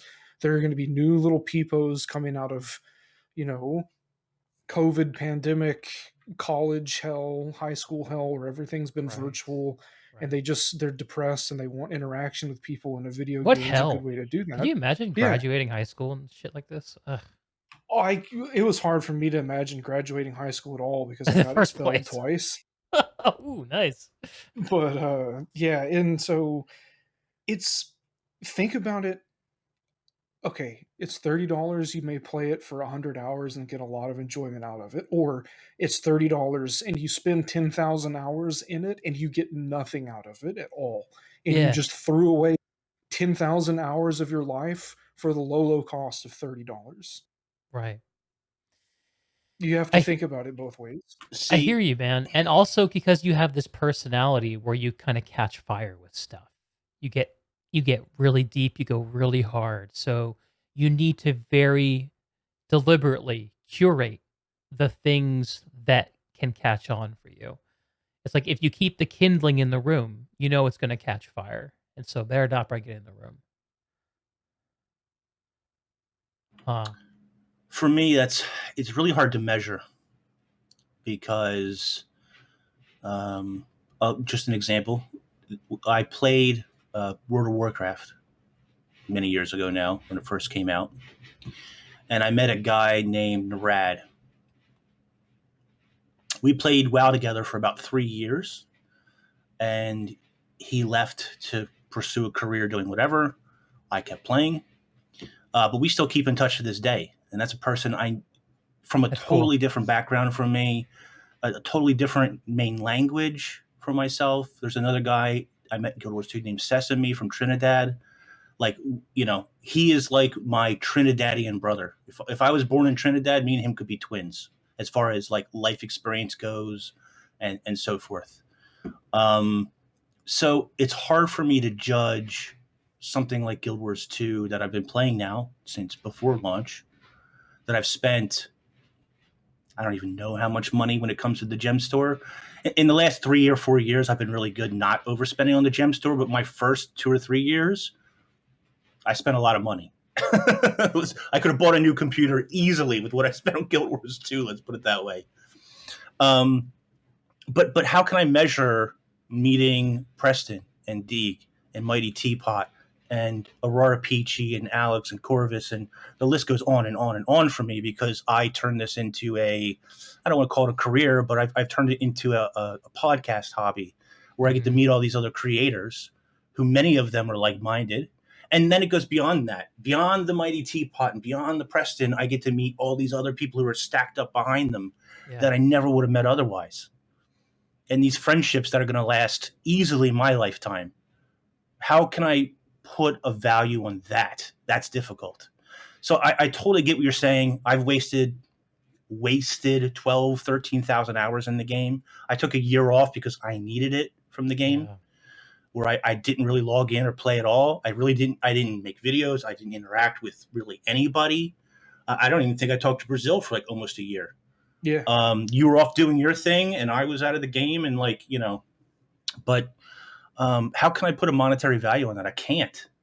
That's invaluable to me, So at one point you get sucked into this world and you can waste a lot of precious time where you should be productive, where you should be going to school, where you should be building a career, or whatever the case is.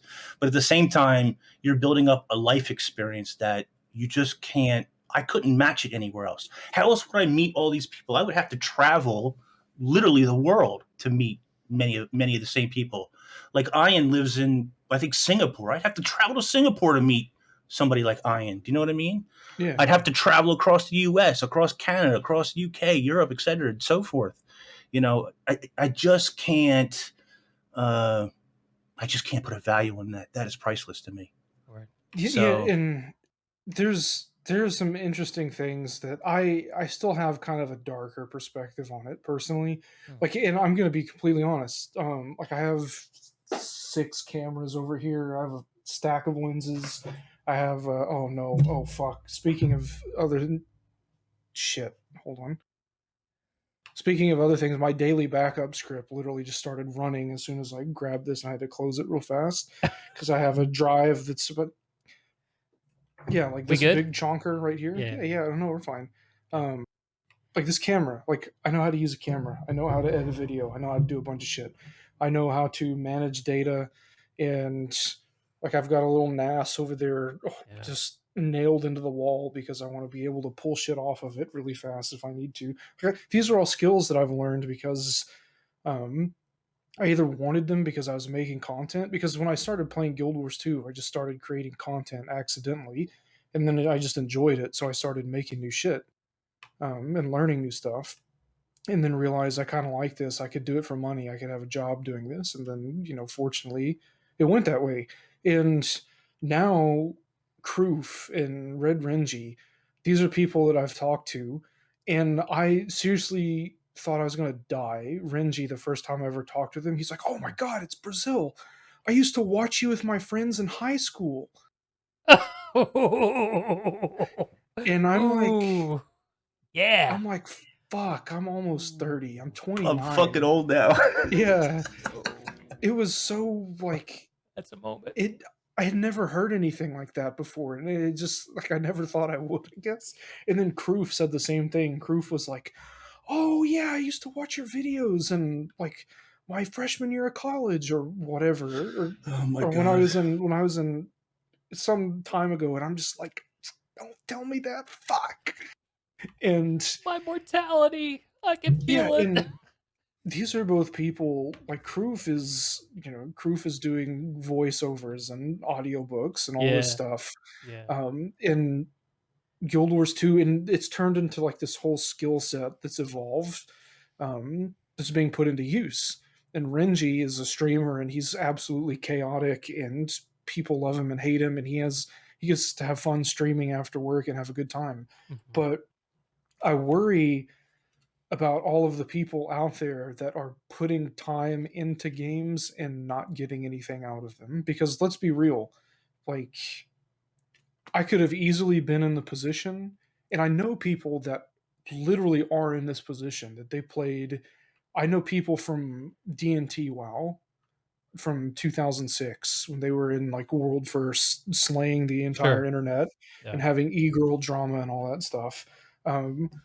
Some of the people I know from then are incredibly successful. Some of them have never gotten over getting world's first with the guys in Ventrilo because that was the apex of their life, and things never got better Like being after the high that. school quarterback, it's still the high point of their life. Yeah, exactly. They put a lot into a video game, and they achieved more in that game, like considerably more than other people that were playing it. Like you can only do world's first one time, right? And they did it. They got a lot of world's firsts, but um, fuck. There are people that are putting in time into games, and they may feel that it's more valuable than it is because they're like, oh yeah, well, I met a friend over here, and that relationship is valuable, but it it's difficult to say and to parse this mentally because Yeah. I'm worried about people getting trapped, and I'm worried about people, falling into a hole and making it harder for them to get things back on track if there are things that they need to be getting back on track. So, like, if you're gonna, End of Dragons is $30 and you're gonna put 10,000 hours into it, don't stop at just making a buddy. Like, make a buddy that lives in Trinidad and he's Inks, he's Trinidad Inks. That's great, but fucking challenge him to lose 50 pounds and challenge him. I'm gonna learn That's why I Photoshop. responded to your challenge, man. Yeah. I almost just said, "Nah, I don't wanna make a contest." I almost said that. I was like, "You know what? I don't know what door this is gonna open if I say yes." We probably wouldn't be having this conversation if I didn't say yes. Yeah, Very true. just try to, I mean, be open. And if I'm completely honest with photography is something that I wanted to get into for years because it always just made sense to me.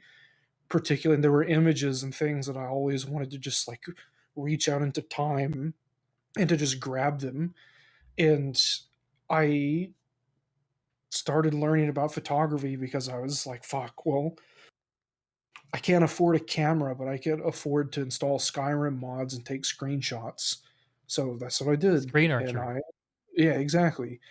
And so I could have spent 1,000 hours in Skyrim doing nothing, or I could have spent 1,000 hours in Skyrim enjoying my time, but learning something and then building that into a useful skill, like to Yeah, take somewhere and improve my real life. So yeah. if you're listening to this and you want to play a game and you're not in a great place, don't try to look for an escape in the game. Try to, I don't know, see what the game can offer you and what else you can get out of it. Don't just look at the game. Think like if you want to be a content creator, learn the tools and skills that it takes to do that, and then you can also apply them to other things. Or I don't know, just you can learn a million things. Just figure something out. Don't let the game just be the whole thing because that's not good. You get Yeah. stuck. That that insight is why I started doing the podcast because I felt stuck in games. Like I like video games. I played them my whole life. I feel like they're part of my identity. I don't really know who I am without them, but it's not going anywhere. Things are kind of not progressing for me.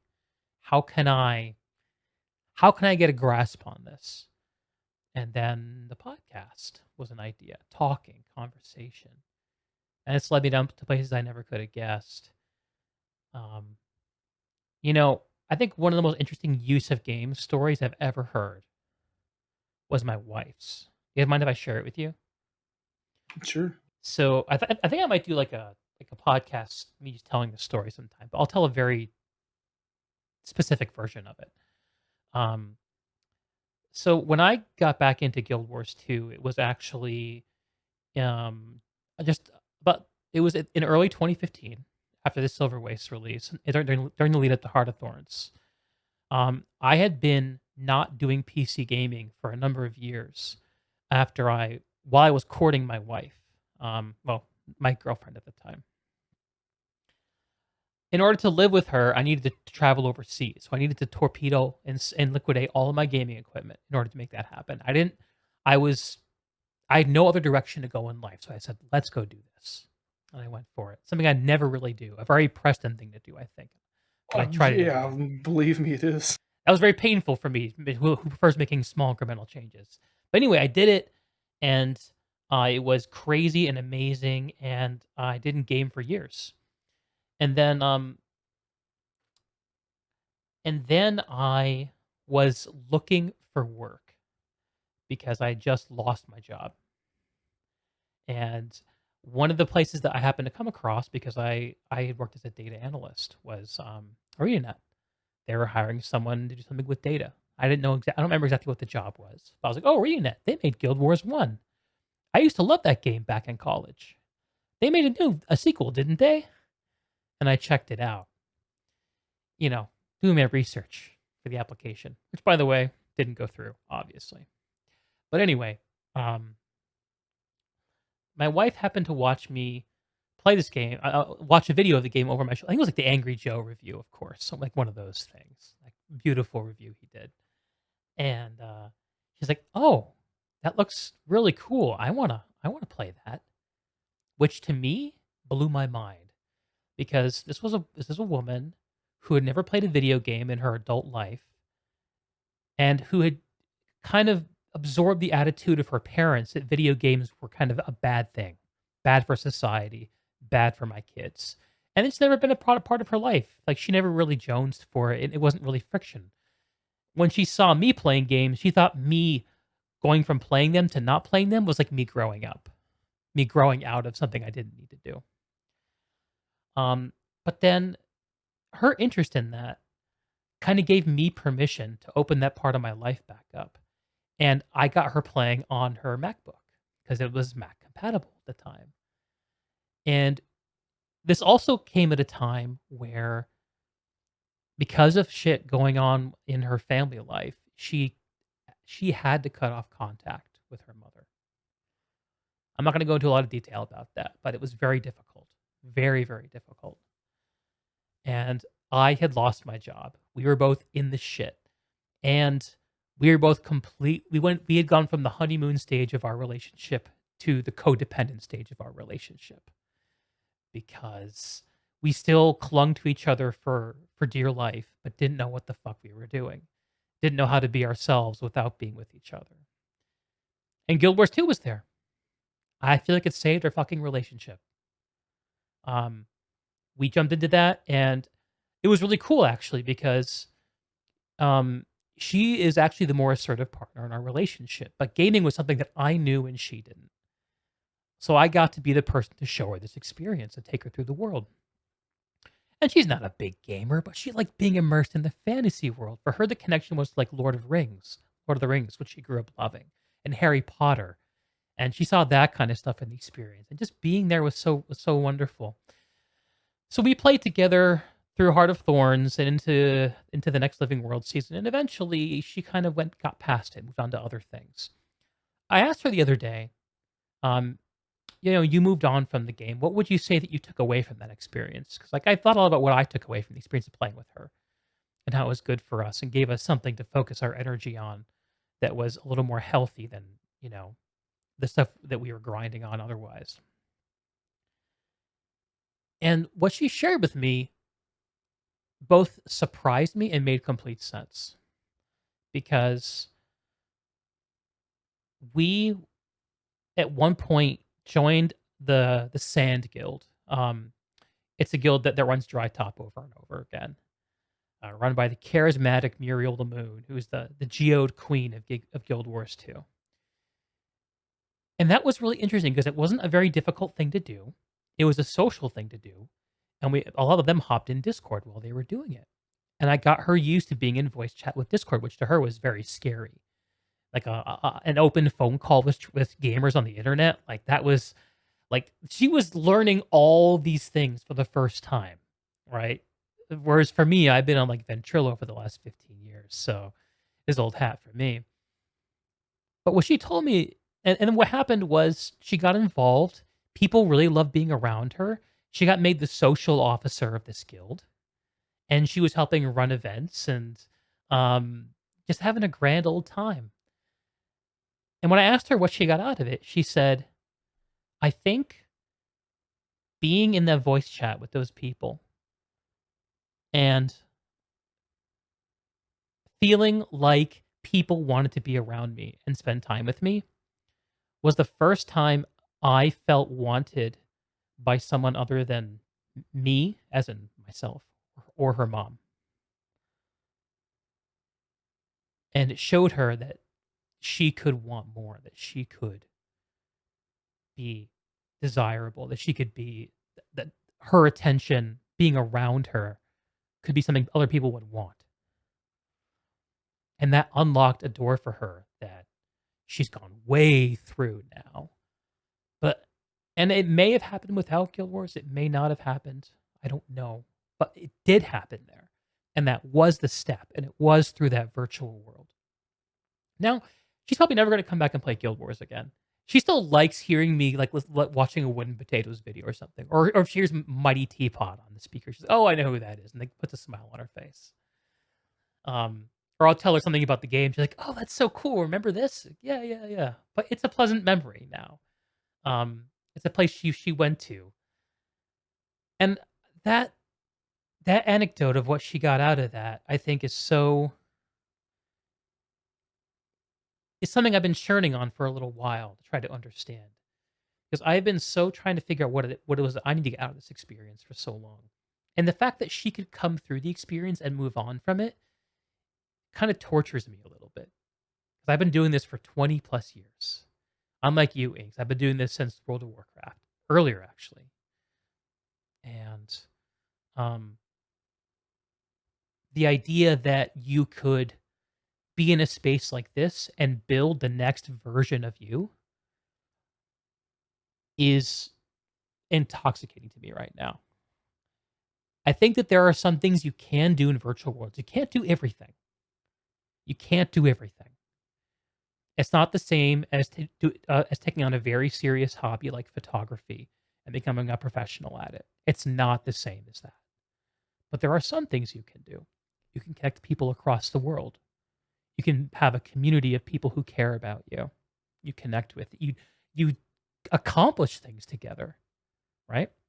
Shared experience, which is the whole soul of friendship and connection. Even shared suffering if you wipe a bunch of times. So there's something there, I think. And I think you both, I see you both saying that. Preston, you saying, think about what you're getting out of the experience and be an active, be a pilot of your own gaming experience. Don't let yourself be led around by the experience. And Preston, you saying, I'm sorry, Inks, you saying, I have gotten something out of it and I continue to get something out of it. I think we're all here because there's something important that we're trying to get out of it. The fact that we're willing to show up on a podcast and talk about it suggests that maybe we need it more than most other people, maybe a lot more. You know, it's interesting. Until SWOTOR, I didn't stream. Streaming wasn't even a thing in the early days, obviously, right? But I didn't create content for World of Warcraft, and I didn't create content for Rift. Or no, that's not true. I streamed a little bit. Justin TV was Rift. And I made a little bit of content for SWOTOR, and I streamed a little bit of SWOTOR PvP. But I didn't really get into creating what I would call content or streaming or any of that other stuff until Guild Wars 2. And it's funny that it didn't happen earlier in my life because people like Tally have been streaming WoW forever. Yeah. I remember when Tally had like 10 people watching him. It was, you know what I mean? And now he's mega big. You know, I used to play games with Tally before he was a streamer. Right, yeah. Half-Life 1 mods. Right. Crazy. So it's interesting to see some of those people who got in early and did it big and it became very successful. And, you know, I wasn't one of those people until Guild Wars 2. And I think the difference there was, you know, I had played an early alpha and then I had played a beta and I felt like I knew a lot about the game. And I would get on Discord wasn't even a thing then in the very early days, but I would get on Ventrilo or TeamSpeak. I think we were using Vent. But anyway, I would get on Vent like every week when new Gem Store stuff would come out, and I would bitch and complain for like 3 hours about what came on the Gem Store, how much it costed. Minis used to be 400 gems. Why am I paying 500 gems now? Why do I have to pay 500 gems 3 times to combine into an extra fucking mini? Why do I have to spend, you know what I mean? It was like, and then new dies would come out and all this other stuff. And I would complain every week. Uh-huh. And I was with this group of people that Bog Otter was part of. And Bog Otter was like reinventing himself at the time, you know?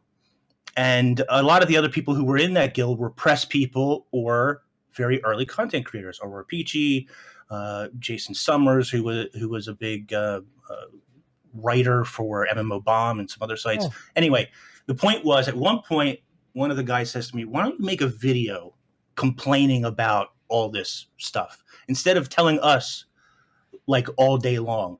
And I was like, maybe I will make a video. That's exactly what I'm going to do. I'm going to make a video and you're all going to have to watch it. And I just started making videos complaining about whatever. Actually, I think my first videos were like touring. Here's my favorite spots in Tyria, and this is why, and here's some of the lore, and yada, yada, yada. And then I did Black Lion chess reviews since forever, for a very long time. But, and then something would happen on the gem store. And by that time, I think I had met Brazil and Teapot and Boots. And Boots was the big one out of the 4 of us because he had a Minecraft channel and got like a bunch of subscribers. Is that what World of Enders is? Yeah. Yes. Yeah. Okay. Yeah. He was a Minecraft creator before with his girlfriend, who's now his wife. Anyway, that's so cute. When we started the podcast, and then I found Brazil, and like we would complain about the gem store every week, like Zera's Mask in the gem store should have been a reward. You know what I mean? Oh God, yes. It blew up from there. You know what I mean? Raid rewards in the gem store. Kill me. I remember Brazil's first video was, I think, on Strife's channel as Eugene. Please don't talk about that. Okay. But it was very funny. Anyway. Yeah, don't. My first videos are still out there. Please don't go find them. I hate them. Links in the description below. Yeah, I'm sure they will be now. Inks is gonna send them to you, and you're gonna link them. I mean, realistically, like it just shows. I don't mean to cut you off either, Inks, but it's just looking back at me 10 years ago and looking at me now. Wow, there's a big difference. I still sound like I'm falling asleep while I'm talking. But yeah. You know, I bring it up because somebody today said to me, I want to try out streaming. Yeah. And I just want to do it for fun. And so-and-so is going to help me get it set up. And I was like, do it. Yeah. Because you never know. You never know that this might be your thing. Yeah. Like, I don't think I'm that entertaining to watch. You know, I get to come on podcasts. I get to make a couple of jokes. And I get to make people laugh. And I like that. That's what gives me joy, is making other people laugh at some stupid joke I made, right? That's what I like. Big Nose Ted CM. Which I thought was a real thing. That's not even a joke, but it is a joke. You know, but you never know, right? You never know, like, what you're going to get out of this. So take it to the next step. Stream a little bit. Who knows? Yeah. But do it. But start out as a hobby. Don't go into it thinking, because I never made a lot of money doing this, you know, not enough to even support myself on a monthly basis. Yeah. And that was never really my goal, but it would have been nice, but it wasn't my goal. And now today, you know, I get nothing now. Right. But I don't care. For me, I'll buy you lunch, Hank. I'll pay your way. For me, it's not about that. Right.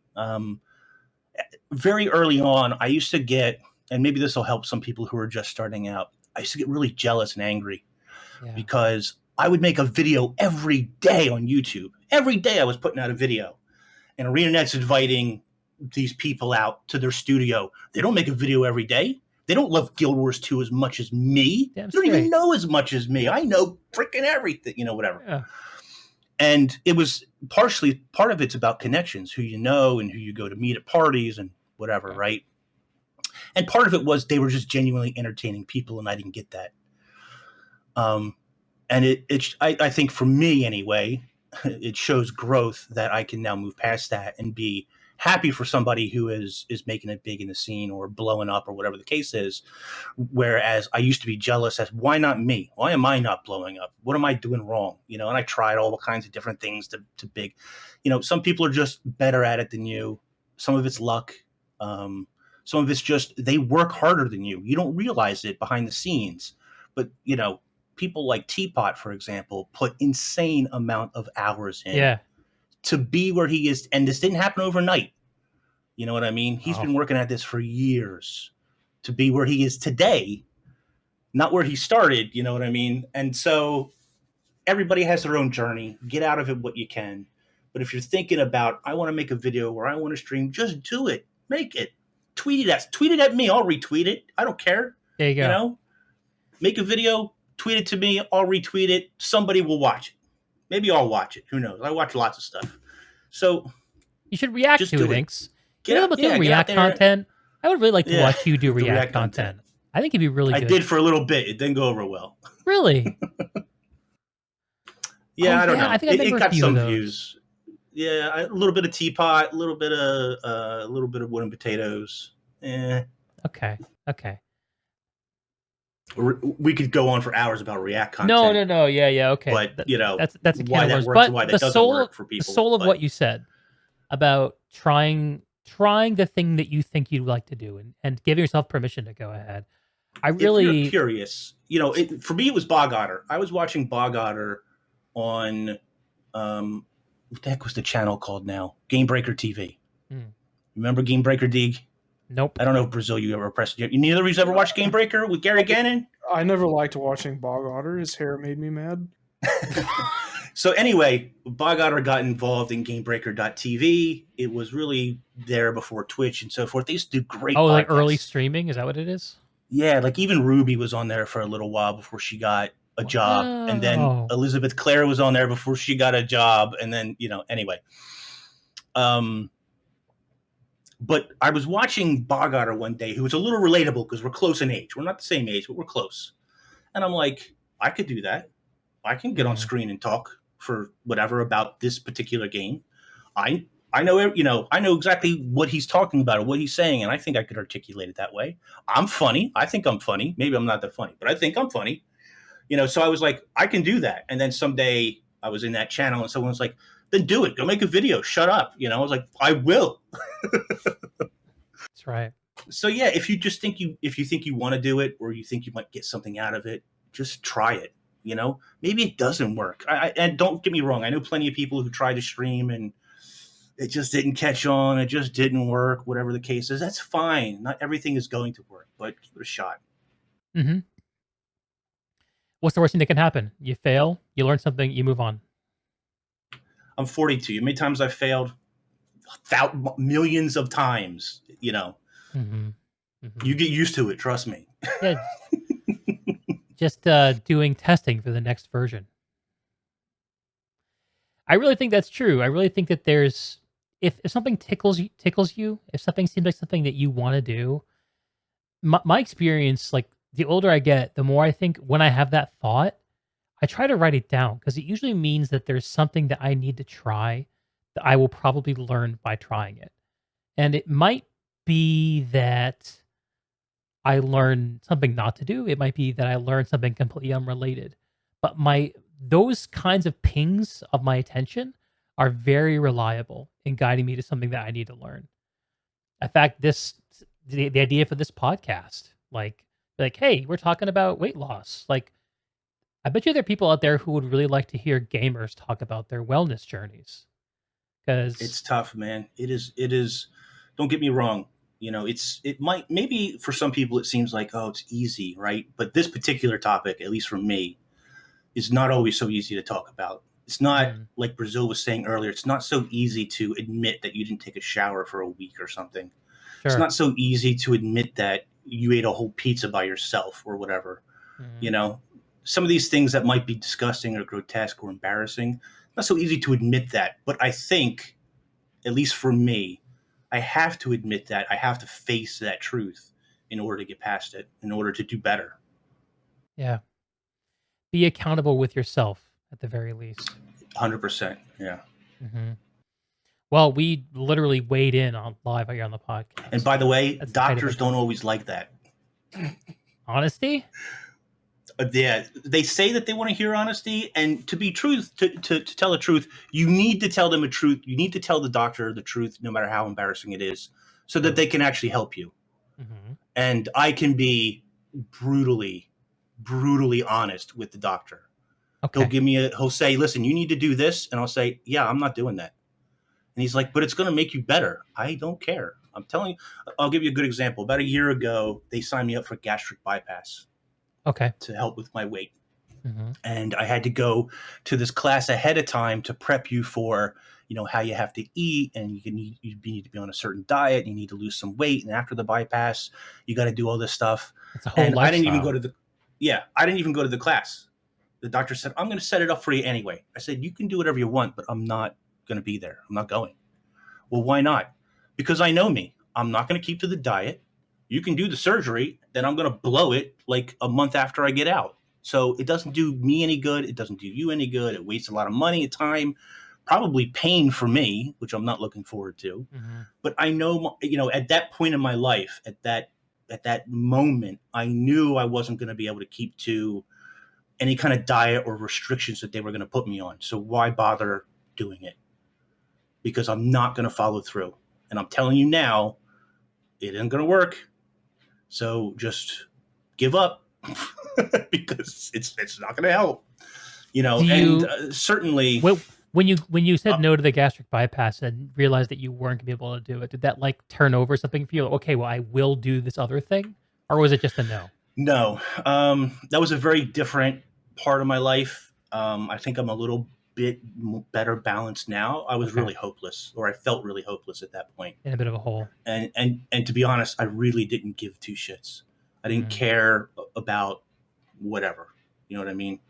I had really given up a lot at that point, and I just didn't give a shit. And I even said that to him. Now I have another story that sort of, again, same thing. My teeth are very bad. Okay. I'm not going to show them because they're embarrassing, but my top teeth in particular, I need to get them redone. Went to the dentist last year so he could have a look at it, and I need to do some prep work, and he's got solutions. And he's like, well, after I fix them, are you going to then take care of them every day? And I'm like, no, probably not. I'm probably going to let them deteriorate, and you'll have to come back and fix them again. I mean, I'm paying you to do it. It's not like it's free. I got to pay out of my pocket, but I'm just being honest and telling you, no, I'm probably going to ruin your work. I don't know how long it's going to last, but I know how I am. And I back then I was drinking cola and a Coke, and shit just eats at your teeth. Mm-hmm. Plus poor oral hygiene and stuff, which is all embarrassing to talk about. It really is for me. But when it comes to doctors and stuff like that, I'm brutally honest with them. And I just say, look, this is how it is. I'm not going to lie to you because I could tell you that I'm going to do this, but I'm not going to do it. So I might as well just tell you now the truth, and then we can both save ourselves time. And doctors don't always like that because they kind of want you to say, yes, you'll give it your 100%, and you're going to try, and you're going to do all this stuff. And even when I was on dialysis, I was on water restriction. I couldn't have more than 2 cups of water a day. That's really tough. That's really tough because it's not just what you drink, it's everything you eat. Mm-hmm. Everything you eat has some sort of water in it almost, so everything you're eating has water. You can't drink anything. You can't have ice and whatever. So I would go to dialysis every other day, and they would say, okay, well, you were only supposed to have 2 liters to drink and you had 6, and this is destroying your heart. And I said, take it off. Hook me up and take it off. And it would take 5 hours, and it would brutally drain my body to where I couldn't even walk afterwards. I was so weak. But that didn't stop me from doing it, just because I have that self-destructive whatever, right? But at the same time, they would say, okay, you can only have 2 liters. And I told them, okay, well, I'm probably going to have 4 or maybe 5, maybe 6 if it's a good weekend. That, what you're describing. So it's not good. It's the opposite of wellness. But at the same time, you need to be honest with your doctor, no matter how embarrassing it is. You need to be honest with them so that they can do their best to try and treat you. Yeah. Well, honesty is a starting point. And for men, if you don't have that, then yeah. And for men, I don't want to get too deep into this, no pun intended, but getting your prostate checked and all that other stuff as you get older. You have to get it done. I got to It's do fun. It sucks. It's not an enjoyable experience, but you got to get it done. that. Yeah. That mode you're describing, Inks, like I think about when I was after college, kind of landing in my parents' house, and we were all driving each other crazy because I had no idea what to do with my life. I was a college dropout. I had no prospects for work. They lived in the middle of rural bumfuck. Where the hell was I going to find a job? And there just wasn't a lot of remote work happening back in the mid to late 2000s. Like it was a little too early for that. So I remember like my parents being frustrated with me once. I just told them, I'm just gonna work at a gas station for the rest of my life and play video games. Like, that might just be what you need to get used to from me. And stop telling me about all the things that you think I'm supposed to be doing and the achievements you expect from me. And it's a kind of bitter thing, right? It's a kind of angry thing almost, where you don't know, you feel cornered, and you're tired of not just the sort of aggression of the world around you telling you where you're wrong, but also you yourself, that you're not in a good spot. At least that's what I felt like at that time. That's how I relate to what you said. Yeah, man. You were talking about I thought before. I would bring it up. I thought I would bring it up, and I know I talked about this for like 30 minutes now, but I thought I would bring it up because, and I'm trying to be as delicate as I can with this, but before he passed away, Total Biscuit had a similar message. Yeah. Because he had cancer that maybe he could have caught earlier if he wasn't so embarrassed about asking or telling the doctor certain things. Yeah. So it's important to be honest with yourself, but it's also important to be honest with your doctor. Yeah, he was having problems and he wasn't honest about them. Right. It's going to be embarrassing, some of the things that you have to say or do or whatever, but the consequences of not being honest in those situations are way, way, way worse. Sometimes you just got to treat your body like a fucking banged up car and just be honest. Well, when I turn the wheel this way, it makes this sound. And there's some water over here where I'm not used to seeing it. And the seat's a little weird. Got to be honest. Well, I mean, I don't know. Like, having something go up my ass is... I mean, it's kind of fun sometimes. No, it isn't. What do you mean, no, it's not? I was... Not on this occasion. No. Well, I mean, I don't know. I have medical stories that I could get into about it, but I was looking for a device that I purchased a while back, and I was going to do a trick with it, but then I realized that Deeg would get banned off YouTube, and I was going to time it perfectly for whenever Inks was making the joke about, stuff going up, but we'll just... Oh man, I'm so there are curious pictures floating now. around there, but but yeah, I don't know. That's for me, talking about stuff that goes wrong with like my body and stuff. I don't know. Like, I don't know. I guess I don't have a problem with that. You're too young. Are you sure? Like, do you have health problems and shit like that? Yeah, I have. I've had a colonoscopy before. Okay. When I was 23. Okay. So it was really rough. Was there cause for concern? Yeah, there was. There was like bad stuff wrong. To be fair, for those who have, I'm not trying to gatekeep health problems. I'm just trying to see what's going on. Well, I guess this is just like bodily functions and like body parts and things going in and out of this and like looking at this and like, oh, that smells funny. Like stuff like that's never... I guess it's different to hear that other people think that way because I've just never personally thought like that. Do. They do a lot. And just in case you haven't had one, the procedure itself is not so bad. It's the stuff you have to drink beforehand. Oh yeah, that sucks. Is bad. I have a good story. I have a great story about that. Whenever I had my procedure done, they give you like it's like if you've ever had Gatorade powder before, they give you these two like fucking big things of these like big jars of liquid, and they're like, okay, on the instructions it says mix with water and then just drink the whole thing like really fast is basically what the Shoot it. instructions said. And now, me being the kid that I built Legos without ever looking at the manual, I drive my car without looking at maps, I don't care about instructions, I just see it, I'm like, that makes sense. I just drink the thing without mixing it with water. And I know what's supposed to happen, I know what's supposed to occur, but I don't feel very good, and I feel like I'm fucking gonna die. I'm just like in the bathroom, like, okay, like, all right. And then I just start getting really sick. And I looked at the bottle just to see, and I realized I didn't mix it with water. I just drank the stuff. And so I'm feeling really bad at this point. So I just get a glass of water and I fill it up, drink it, and I'm like sweating and feeling horrible. And as soon as that water hit my stomach and it mixed with the other stuff, it was just like a fucking, like, it was volcanic. It was just like it was a fucking science experiment. What must have Beautiful. happened? Like one of those Just volcanoes. yeah, the chemistry, everything was just perfect.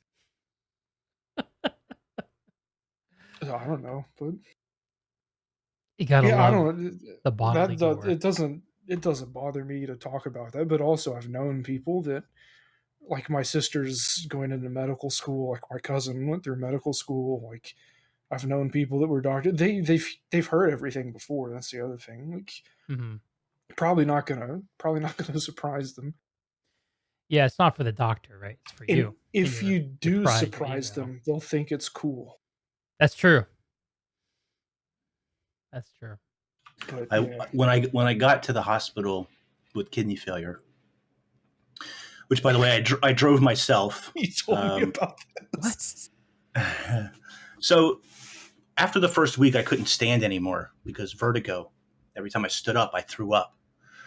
And my wife had started a new job at the time, and she didn't drive. I drove, so I would drive her to work in the morning, but I couldn't stand. So I would crawl out of my apartment into the elevator, take the elevator down to my car, crawl into my car, drive her to work, come home, crawl back upstairs, lay in anguish all day. So anyway, we get to the point where I go to the hospital. So I crawl down to the car and I drive to the hospital. And they get there and they test me and they're like, how did you even operate a vehicle like this? You should basically be dead. You shouldn't even be alive. And I'm like, I said, as long as I don't stand up, I'm fine. I could sit down and drive the car, and I'm not suffering vertigo or anything. So it seemed okay to me. Again, not safe practice. Do not recommend. Don't do this. But it's just my stubbornness refusing to accept that I was really that sick. That's the And traditional male thing, right? Is you just don't yeah, accept there's I something guess wrong with so. you. Yeah. So I seen the doctor the next day, who then took care of me for most of my kidney failure. And he says, I'll be honest with you. He says, I've never seen creatinine levels this high. I've never seen urea this high. He says, you really should be dead. If not now, definitely tomorrow morning, you just would not have gotten up. So he's like, can I write a paper about you? And I was like, sure, I guess. So the next day he comes, and from that day for the next like 2 weeks he came. He brought students. I was like a science exhibit. Hey, he's like, I got 5 new students with me here today. They all want to look at you and ask you some questions. And they'd come in and look at the chart and say, he says, and you really felt fine sitting down, huh? And I'm like, yeah, I could drive a car and everything. He's like, that's incredible. And he'd put down a bunch of notes, and every day it was like a new student who was questioning me. And after a while, I said to him, look, I would love to help you. I appreciate it and all, but I'm really tired of answering questions to students all the time. These interns or whatever, these soon to be doctors of their own that he was teaching. And it's like, it was great helping you for like a week and a half. I'm kind of tired of it now. Kind of over it. I don't need people coming to look at me in my hospital gown every single day. I'm good. Word. Okay. Well, let's see. What is the most horrible thing I've ever had to admit to a doctor? Let me think. I don't know. I think my pig-headed moment was with when I was dealing with infections in my leg. Um, really both my legs, but primarily just one my left leg. Is when I was at my heaviest, wasn't taking good care of myself, and also like it was weird. So, um, God, there's like way too much context I need to give here, and it's way too personal. But uh, to put a long story You don't short, have to. I know. I'm just kind of going to give the punchline. But basically, I just didn't get the help I needed to deal with the infections in my leg. I would go to urgent care, say, "Hey, give me some more antibiotics. I'm going to deal with this," and go home, put my leg up, take a couple days off of work, and be okay. Basically, not really okay, but I wouldn't be infected anymore. And then it happened enough times. The urgent care eventually had to just say, "We're not going to give you anything. Like you've got to go. You've got to go to the ER." Because they just like they realized I wasn't really getting this thing taken care of, and I was pretty pissed about that. I felt pretty let down, but I also just wasn't dealing with my shit, and it was actually a massive relief for me when it finally got bad enough that I finally got the help I needed. I stopped being pig-headed and just owned up to everything that was going wrong, and I don't know, like I don't know if y'all felt that way, but there's like a massive amount of relief in just being honest with someone and having someone else tell me, "Here's what you need to do." Um, Now, of course, it doesn't last forever. It wasn't in the hospital. I was only in the hospital for a couple weeks, but it's not a good place to be.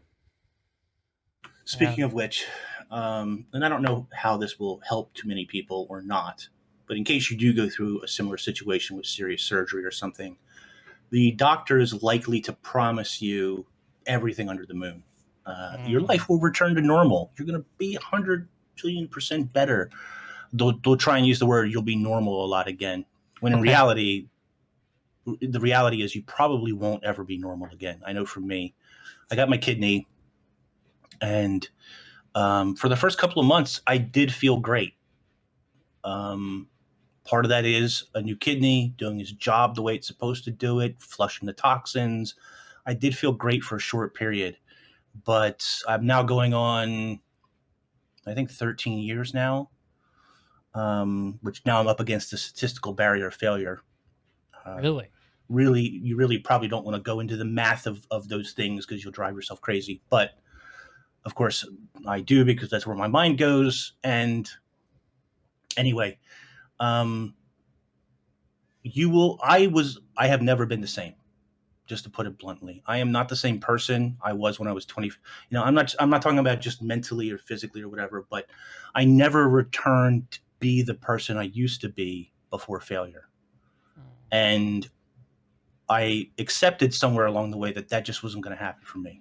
It's a hard thing to accept because your doctor is telling you, "Oh yeah, everything's fine. You're back to normal. Go do whatever you used to do." But the reality is, with the medications you're taking, the combination of medications or whatever, you're probably not feeling like the old self. And just because of what you went through, you're not your old self. Yeah, you changed forever. So just realize that the change is okay. It's not the end of the world. It doesn't mean that you're any less of a person or you're not as good as you used to be or anything like that. You're just different. And you just have to get used to that difference in yourself, I think. I'm still getting used to that, and it's been 12 or 13 years for me. I'm still getting used to that difference. Right, exactly. This all comes back around to being the next version of yourself, Mm-hmm. So, if you've ever gone through something serious or you are going through something serious and you're listening to this podcast, don't give up. Don't give up hope. The doctors are going to promise you everything under the sun because they want you to get the surgery that's going to be best for you. But at the same time, have a realistic expectation and live with what you can, do. Don't try and become or do something that you're not just because they said, "Oh yeah, you can go do whatever." You can go do whatever you used to do. Yeah. It may not actually be true for you. And it's okay if it's not true.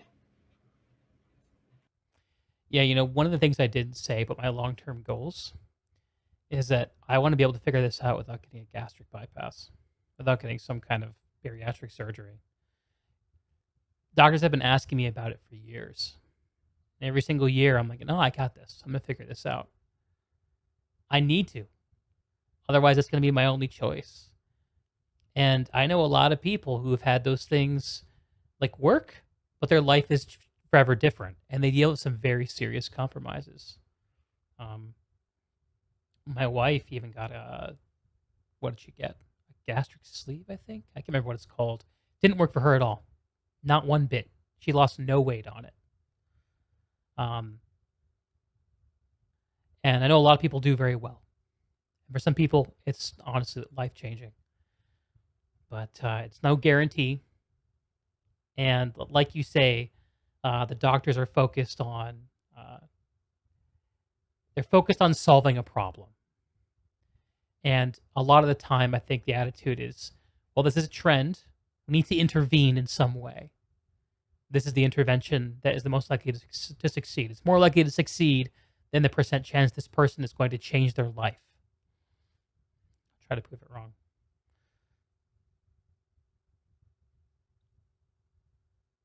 So, it's really funny that you use those exact words.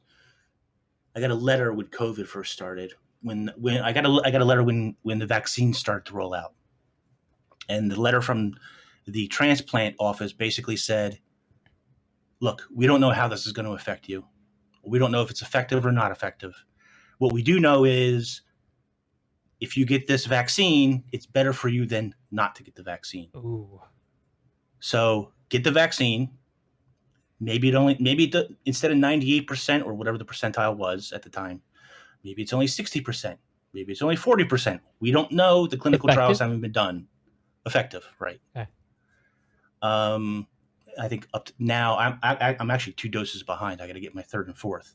But they always send a letter that basically says, look, the clinical trials aren't complete, but it's better for you to have it than not have it because statistically, yada, yada, yada. COVID will definitely fuck you up, but the vaccine might not. If you get COVID, you're definitely going to die. This might help you some. This might help you more than 0. So what have you done with that advice? Well, I went and got my first 2. I went and got my first 2 shots. Mm-hmm. And I'm very bad. As if you couldn't tell from the rest of the podcast, I'm very bad at following instructions. So I haven't gone my 3rd and 4th yet. I do plan to get them. I will get them. I haven't done it yet. Just like I haven't done my blood work I'm supposed to do, but whatever. Mm-hmm. That's another game they tried to play with me. I'm very bad at getting blood work done on a regular schedule. I'm supposed to get it done every month. Yeah. I get it done every 3 months, 4 months. I'm not real good about it. What about you, Preston? Do you are you vaccinated up? Are you not doing that? What's your deal with that? Well, I mean, I have 2 shots. I don't even I guess they're just gonna increase the number as we go along. Just get another one. I have a whole lot of thoughts on, and I mean, I don't know, just about a lot of the stuff in general. That's a rabbit hole, right? It is, yeah. And so, I mean, I got the Moderna, and my sister got the Johnson and Johnson. Mm-hmm. But my sister has whatever, I don't remember if it's type 1 or type 2, but whatever the autoimmune diabetes is. And my mom had the congenital one, the one you're born with. Yeah, my mom had Guillain-Barré. Yeah, okay. And then my mom's got, I don't recall what she has, but my mom's got an autoimmune disease. And I'm just like, I don't know what I'm supposed to do because it really, we all got COVID. Okay. And all of us were fine. My whole family basically got it. Killed my grandpa, but he was fucking he was falling off roofs because he was 85. Something had to take him out because he wasn't going to stop. It was just a matter of time. It was going to be. So anyways, but fuck. I don't know. I just got it because I just got it because I wanted people to leave me alone. I'm just just stop fucking asking me. Here's my card, shut up. Mm-hmm. And my sister got it, and now apparently the one that she got doesn't count. So right. It remains to be seen as to what's going to happen. But she has an autoimmune disease, and so it's just like, oh, are we gonna fucking take 2 different COVID shots? Like, Mm. what's this shit about? And so, like, I don't I, It's so hard to know what to do. Yeah. yeah. And also, like, on top of COVID, fucking Russia's taking over Ukraine now, and China's fucking Yeah. taking over Taiwan. Like, it's just, here's the thing. Here's my takeaway from all of it. Like, I don't fucking. Does it really matter? Because 2023 at this rate is probably just not going to happen. So, I don't know. Mm. That's my take at this point. 2023 happening is a maybe. 2024, 2025, we're probably not going to get there. Everything's probably going to be over by then. So it's probably, I'm not a doctor. I can only listen to so many people say, yes, you should get it, or no, you shouldn't get it, and list all of these fucking reasons that I'm tired of. I got shots. I still had COVID. I've got family members that have gotten their shots. And it's just, I don't care anymore. Sounds like Whatever. you're like you've kind of had enough about Yeah, I've the world's had enough of problems. all of it. Well, there, I mean, like,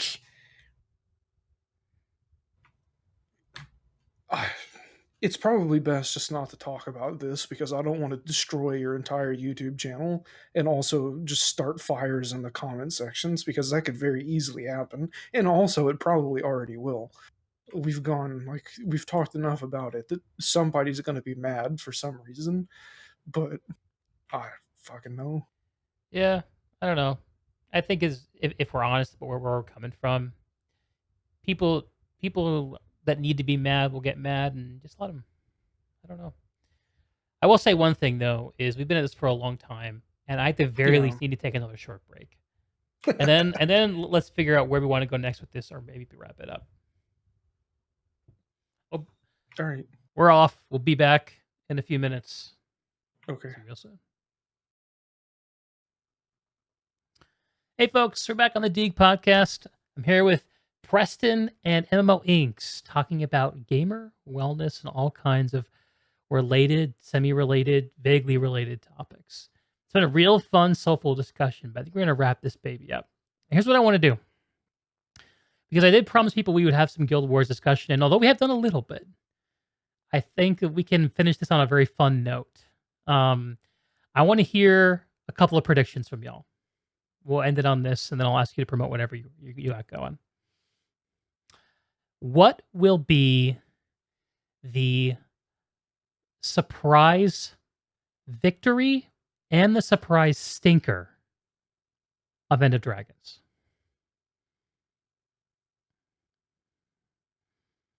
Wait, are they both the same thing, or are you looking for 2 different things? Different things. What will people love that they don't expect, and what will people hate that they don't expect right now? Oh god. Well, Areen's gonna die. Which category does that go under? Both. That's the problem. Because Is his- Areen is definitely going to die. There's no way that doesn't happen. And so Inks has hidden himself away because he doesn't want to. He doesn't want to hear No. this. Keep talking. I just had to cover the camera for a minute. Oh, same. That's what you gotta do. Yeah, but fuck. Yeah, Oreen's gonna die, and I think everyone's gonna be like, "Oh yeah, that happened. We knew it was a good sacrifice." But Timey's gonna live, and people are gonna be fucking pissed. Hmm. I just made a mad face, and you can't even see it. What about with Bram? Does Bram live? I think everyone's going to live, but Oreen. I think what's going to happen is Oreen's going to make a sacrifice, and they're going to hope that the one good dragon could survive. But no, it's too good to be true. So Oreen dies, and then they all realize they're their own individual beings, and The dragon is within us. They all go off in different directions. Timey stays with the Canthons, and they turn her into a robot, and Bram goes off and becomes A bear. spirit of the gorilla because he has a fucking monkey brain. And Oh my gosh. Ridlock and Logan make new laws about what kind of relationships you can have in Tyria, and they broker peace between Ebonhawk and the Char, and Love it. who else is there? Brotherly love. Canuck. What does Canuck do? Fuck. Who do we have? We have Timey's solved. Logan and Ritlock are solved. Zoja's dead. Canuck. I don't know. Fuck Canuck. Who cares? Maybe he grows a garden. What would Canuck do logically? He went from being the enemy to like the edgelordy guy to like now he's just along for the ride. Maybe he dies. He'd probably buy his own like fleet and become a sellsword and just sail around. Yeah. And work for people. Or maybe he like settles down and has a farm. He finds Zen. Snarky Zen. What do you think, Inks? Predictions. What's going to happen? What are people going to love? What are they not going to love? What I want to happen versus what is actually going to happen are totally different. I want complete devastation. I want everybody to die. Like, it's not enough anymore. Like, you really got to sell this big, right? It's not enough anymore to kill one character. To whoop-de-doo. I mean, we've killed a god at this point, right? We've killed multiple dragons. We've had Air die. We've had Traherne die. It's not like what is the next step? I say total devastation. They all die. Just kill all of them. That's not what's going to happen, but that's what you should. That's the only way to shock me at this point. The only way to shock me is to literally kill every character, and then I'll be like, I can't believe they actually killed every character. That was awesome. It's the only way you're going to get me. Otherwise, I'm going to be like, predictable. They put out that little trailer. Timey's got cancer, whatever her problem is. Yeah. They alluded to that. She's running out of time. Come on, look. Saving her life has been in the game for like 2 years now, or 2.5 years. She's becoming another Blish. Yeah, I thought it was going to happen back then that she would become another Blish. They're going to put her in a robot body, download her consciousness with Jade Tech or something. Come on. That story's already been written like 2.5 years ago. She ain't going to die. Everybody loves her. For the record, I don't hate Timey for Timey. I dislike her so much because of the way Arena writes for her, or used to write for her. They haven't done it in like a season or so, but she used to be... Now it's Aurene, so I hate Aurene. But anyway, I hated Timey because she had all the answers. How are we going to get out of this one, Commander? I know. I'll make a Flisgradomac, and that'll fix everything. It's like, what? Like, where did you even come up with that? It's not even part of the story. You just pulled it out of your ass. Like, come on. You can't do that. I mean, you can, but it's stupid. And she did that for like every episode of that season. Like, oh no, what are we going to do? Who cares? Timey's going to fix the problem. And boom, she fixed it. Good. Next story. That's why I really got to dislike Timey. It wasn't the character or anything like that. I really hated how they wrote for her for so long. And now they do the same thing with Aurene. How are we going to fix the dragons? You can't kill another one. Yes, we can. We have Aurene. Ha ha. So it's just like, we can't kill 2 dragons. Yes, we can. Ha ha. Where did the extra magic go? I don't know. You went somewhere. We may never know. So, like Brazil said, I think they'll sacrifice Aurene. There'll be other dragons involved, Kunavang plus the mother or whoever's speaking. I think they'll explain that whole thing. And Aurene won't necessarily die, but she'll become like this magic conduit that filters all the bad magic out so that Tyria doesn't destroy itself. I think that'll be the conclusion, really. As to what happens to all the characters, who cares? Canuck is rich and he'll go off and have his own sellsword fleet or open a casino. Who knows? Zoja's been in a coma for 20 years. She'll still be in a coma, waiting for Felicia Day to come back. And Bram should have been dead at the last season, but he's still alive because he's an idiot. He'll still be an idiot through all this. I'm too stupid to die. Ritlock, is Krisha even going to be in this one? Who knows? Probably not. She'll be back with the Char. Ritlock, who'll continue to be Ritlock and somehow survive. Who knows? Everyone still loves Ritlock, no matter what happens, though. Yeah, Ritlock will still be there. Kaith, she'll be off doing Crystal Bloom, What whatever. about Marjorie and Kaz? I didn't hear you either of y'all about Marjorie and Kaz. Marjorie and Kaz. They'll get back together, and they'll get married or something, because that'll make everybody happy. By the way, Marjorie should have been dead by the end of, what was it, season 2? Or was it season 1? She should have been dead seasons ago, but they didn't do that. They were going to write her out of the story, but decided not to because everyone loved her or something like that, right? Right. So she was supposed to die when we killed Scarlet. Yeah. She wasn't supposed to get up from that fight. But everybody loved her so much, and it's a terrible trope to kill off lesbian or gay characters. It's a terrible trope that exists where companies do that or movies do that or whatever the case is, right? I didn't know that. So they went against that and they rewrote it and like, you know what? It would be better if we kept her alive, and the fans all loved them, even though they've been having a separation fight for 4 years, something. They're going to resolve it though. And the Dragons, they'll resolve it. They'll get married. They'll have a kid or something, adopt, or I don't know, whatever. And that's it. Logan is a non-issue. He's still with the Queen. Who cares? He's got a foot fetish, which is fine. I'm not judging. You know, he's in defeat. It's cool. Yeah. What other characters are there? I forgot about Marjorie and Casimir. Because they made them so like nothing. Oh, like, did we talk about Rox? They didn't really write for them. Rox is gone. She lives with the Omicron. Oh, yeah. Maybe at the finale you'll see everybody circled up to celebrate the commander, who, by the way, they made that trailer saying we did this and we did this. And no, I did it all. Okay. I did it all. Deeg did it all. Brazil did it. Like, the players did it all. The NPCs didn't do anything. So don't, we stopped Kralkatorrik and we did this. No, we didn't do anything. I did everything. Traherne was an inferior leader. I put everybody together. Traherne didn't do anything. That's right. So, Timmy can say we, whatever. No, there's no we. It's I. I did everything, okay? I deserve the credit. So they're all going to kneel before me as I walk as a god amongst them. King Inks, God Inks, Elder Dragon God. The player Inks. Character. I mean, how many dragons do I have to kill to become, sentient? I don't know. I could possibly top either of those predictions. How about this? End of Dragons. Last expansion of Guild Wars 2? Question mark? Yes or no? I hope so, at least for a while, because I want them to just go back and redo the whole core game. I want them to repolish the open world, rebuild it all, redo dungeons, fix all of that stuff and polish it and get it up to the standard that the new content is at. It's never going to happen, right? I don't know. Ooh, good for you holding on to hope for that. I would love them to do that.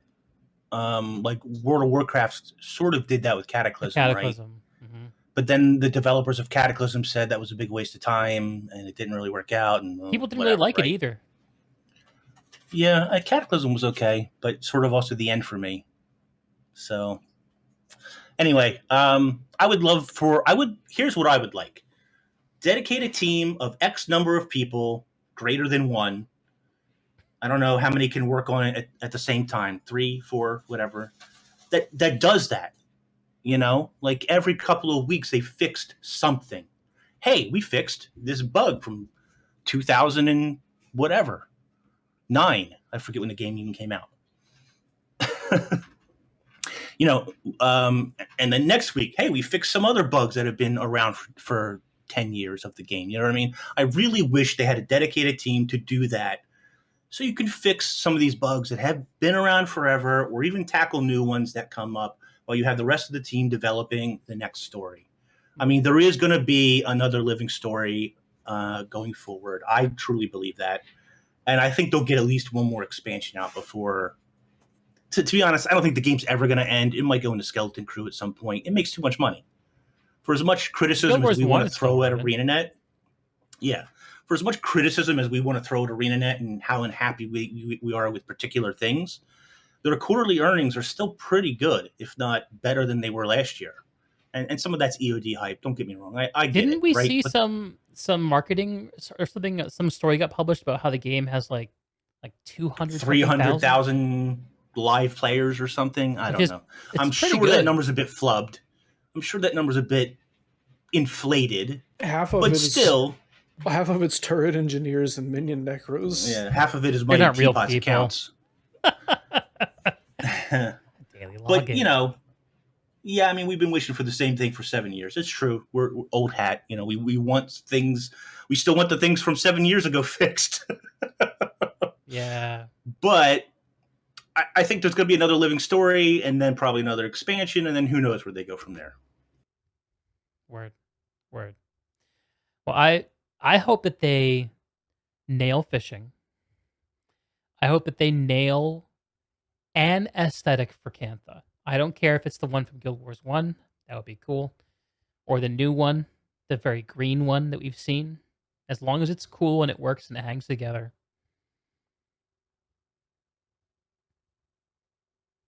I'm looking forward to spending a few weeks in Cantha. And whatever else comes after that, I don't even know. I have no expectations. I've become very casual about all of this. It'll be really interesting to see where they move beyond the dragons. I don't like how they wrapped up the story with the dragons, but I know it has to get wrapped up. Like, I really don't like the Ice Brew Saga ending. They really should have fleshed that out properly. They didn't do it properly. They had to push the game back anyway. They should have just done it properly in the first place. I don't give a shit about whatever the excuse is. Not to be too... I'm not angry at ArenaNet or NCSoft or anybody else. I'm not angry at them. They should have done it justice. With Primordus, since he was the first to awake. They really should have fleshed that out, and they didn't. And now we have this expansion, and I'm sure the expansion will be great. I'm sure the story will be fine, if not good. I'm sure the ending will be satisfying. I'm excited about what do we do after Dragons. So that sort of excites me for the future as well. Okay. A post-Dragon Guild Wars. Will we see it? Will we not? We'll find out soon. Guild Wars 2 End of Dragons is coming out on Monday, February 28th. Either of y'all have affiliate codes? Not anymore. Not anymore. Nope. You do, Inks? Yes, I have. Yeah, you haven't bought it. Use this men's affiliate link. You do? I'll post it somewhere. Yeah.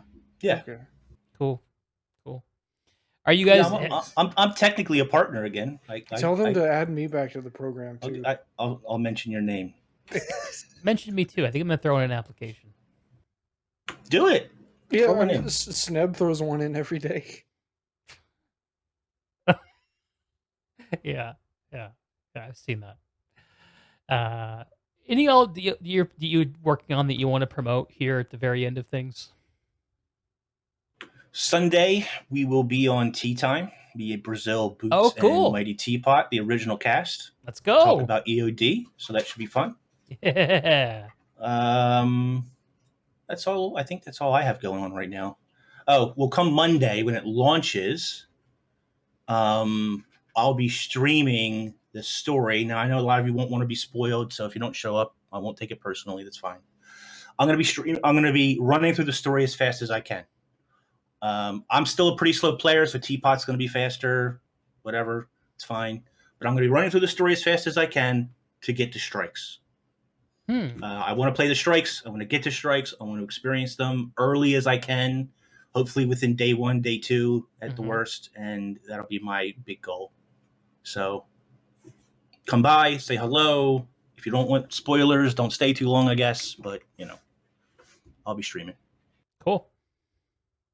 What about you, Preston? You gonna play off stream? Actually, you don't even know if you're buying it yet. I bought it. No, because I pre-ordered it so I could get into the contest on the chance that I win. I get to ask Grouch about legendary armor, and he has to answer. I'm very much looking forward to that. That universe, the one where that happens. If I don't win the contest, I'm just gonna have them refund it. But no, Guild Wars 2 content is not. It's not my big thing right now. I was streaming for a while, but I haven't. God, I was wondering the last time that I streamed was, and it was in December. But you can only do dungeons so many times before you lose your mind, since they've been out since 2011. But yeah, if you want to actually follow any of my real work that I do, you can go to underworldvideo.com. check out my photography. You can check out my prints. If you want to give me a couple bucks, you can buy a print. If you want to see stuff that I do on a more regular basis, more daily basis, also more Guild Wars 2 stuff. I talk about Guild Wars 2 stuff on Twitter a lot. It's UWV_Preston on Twitter.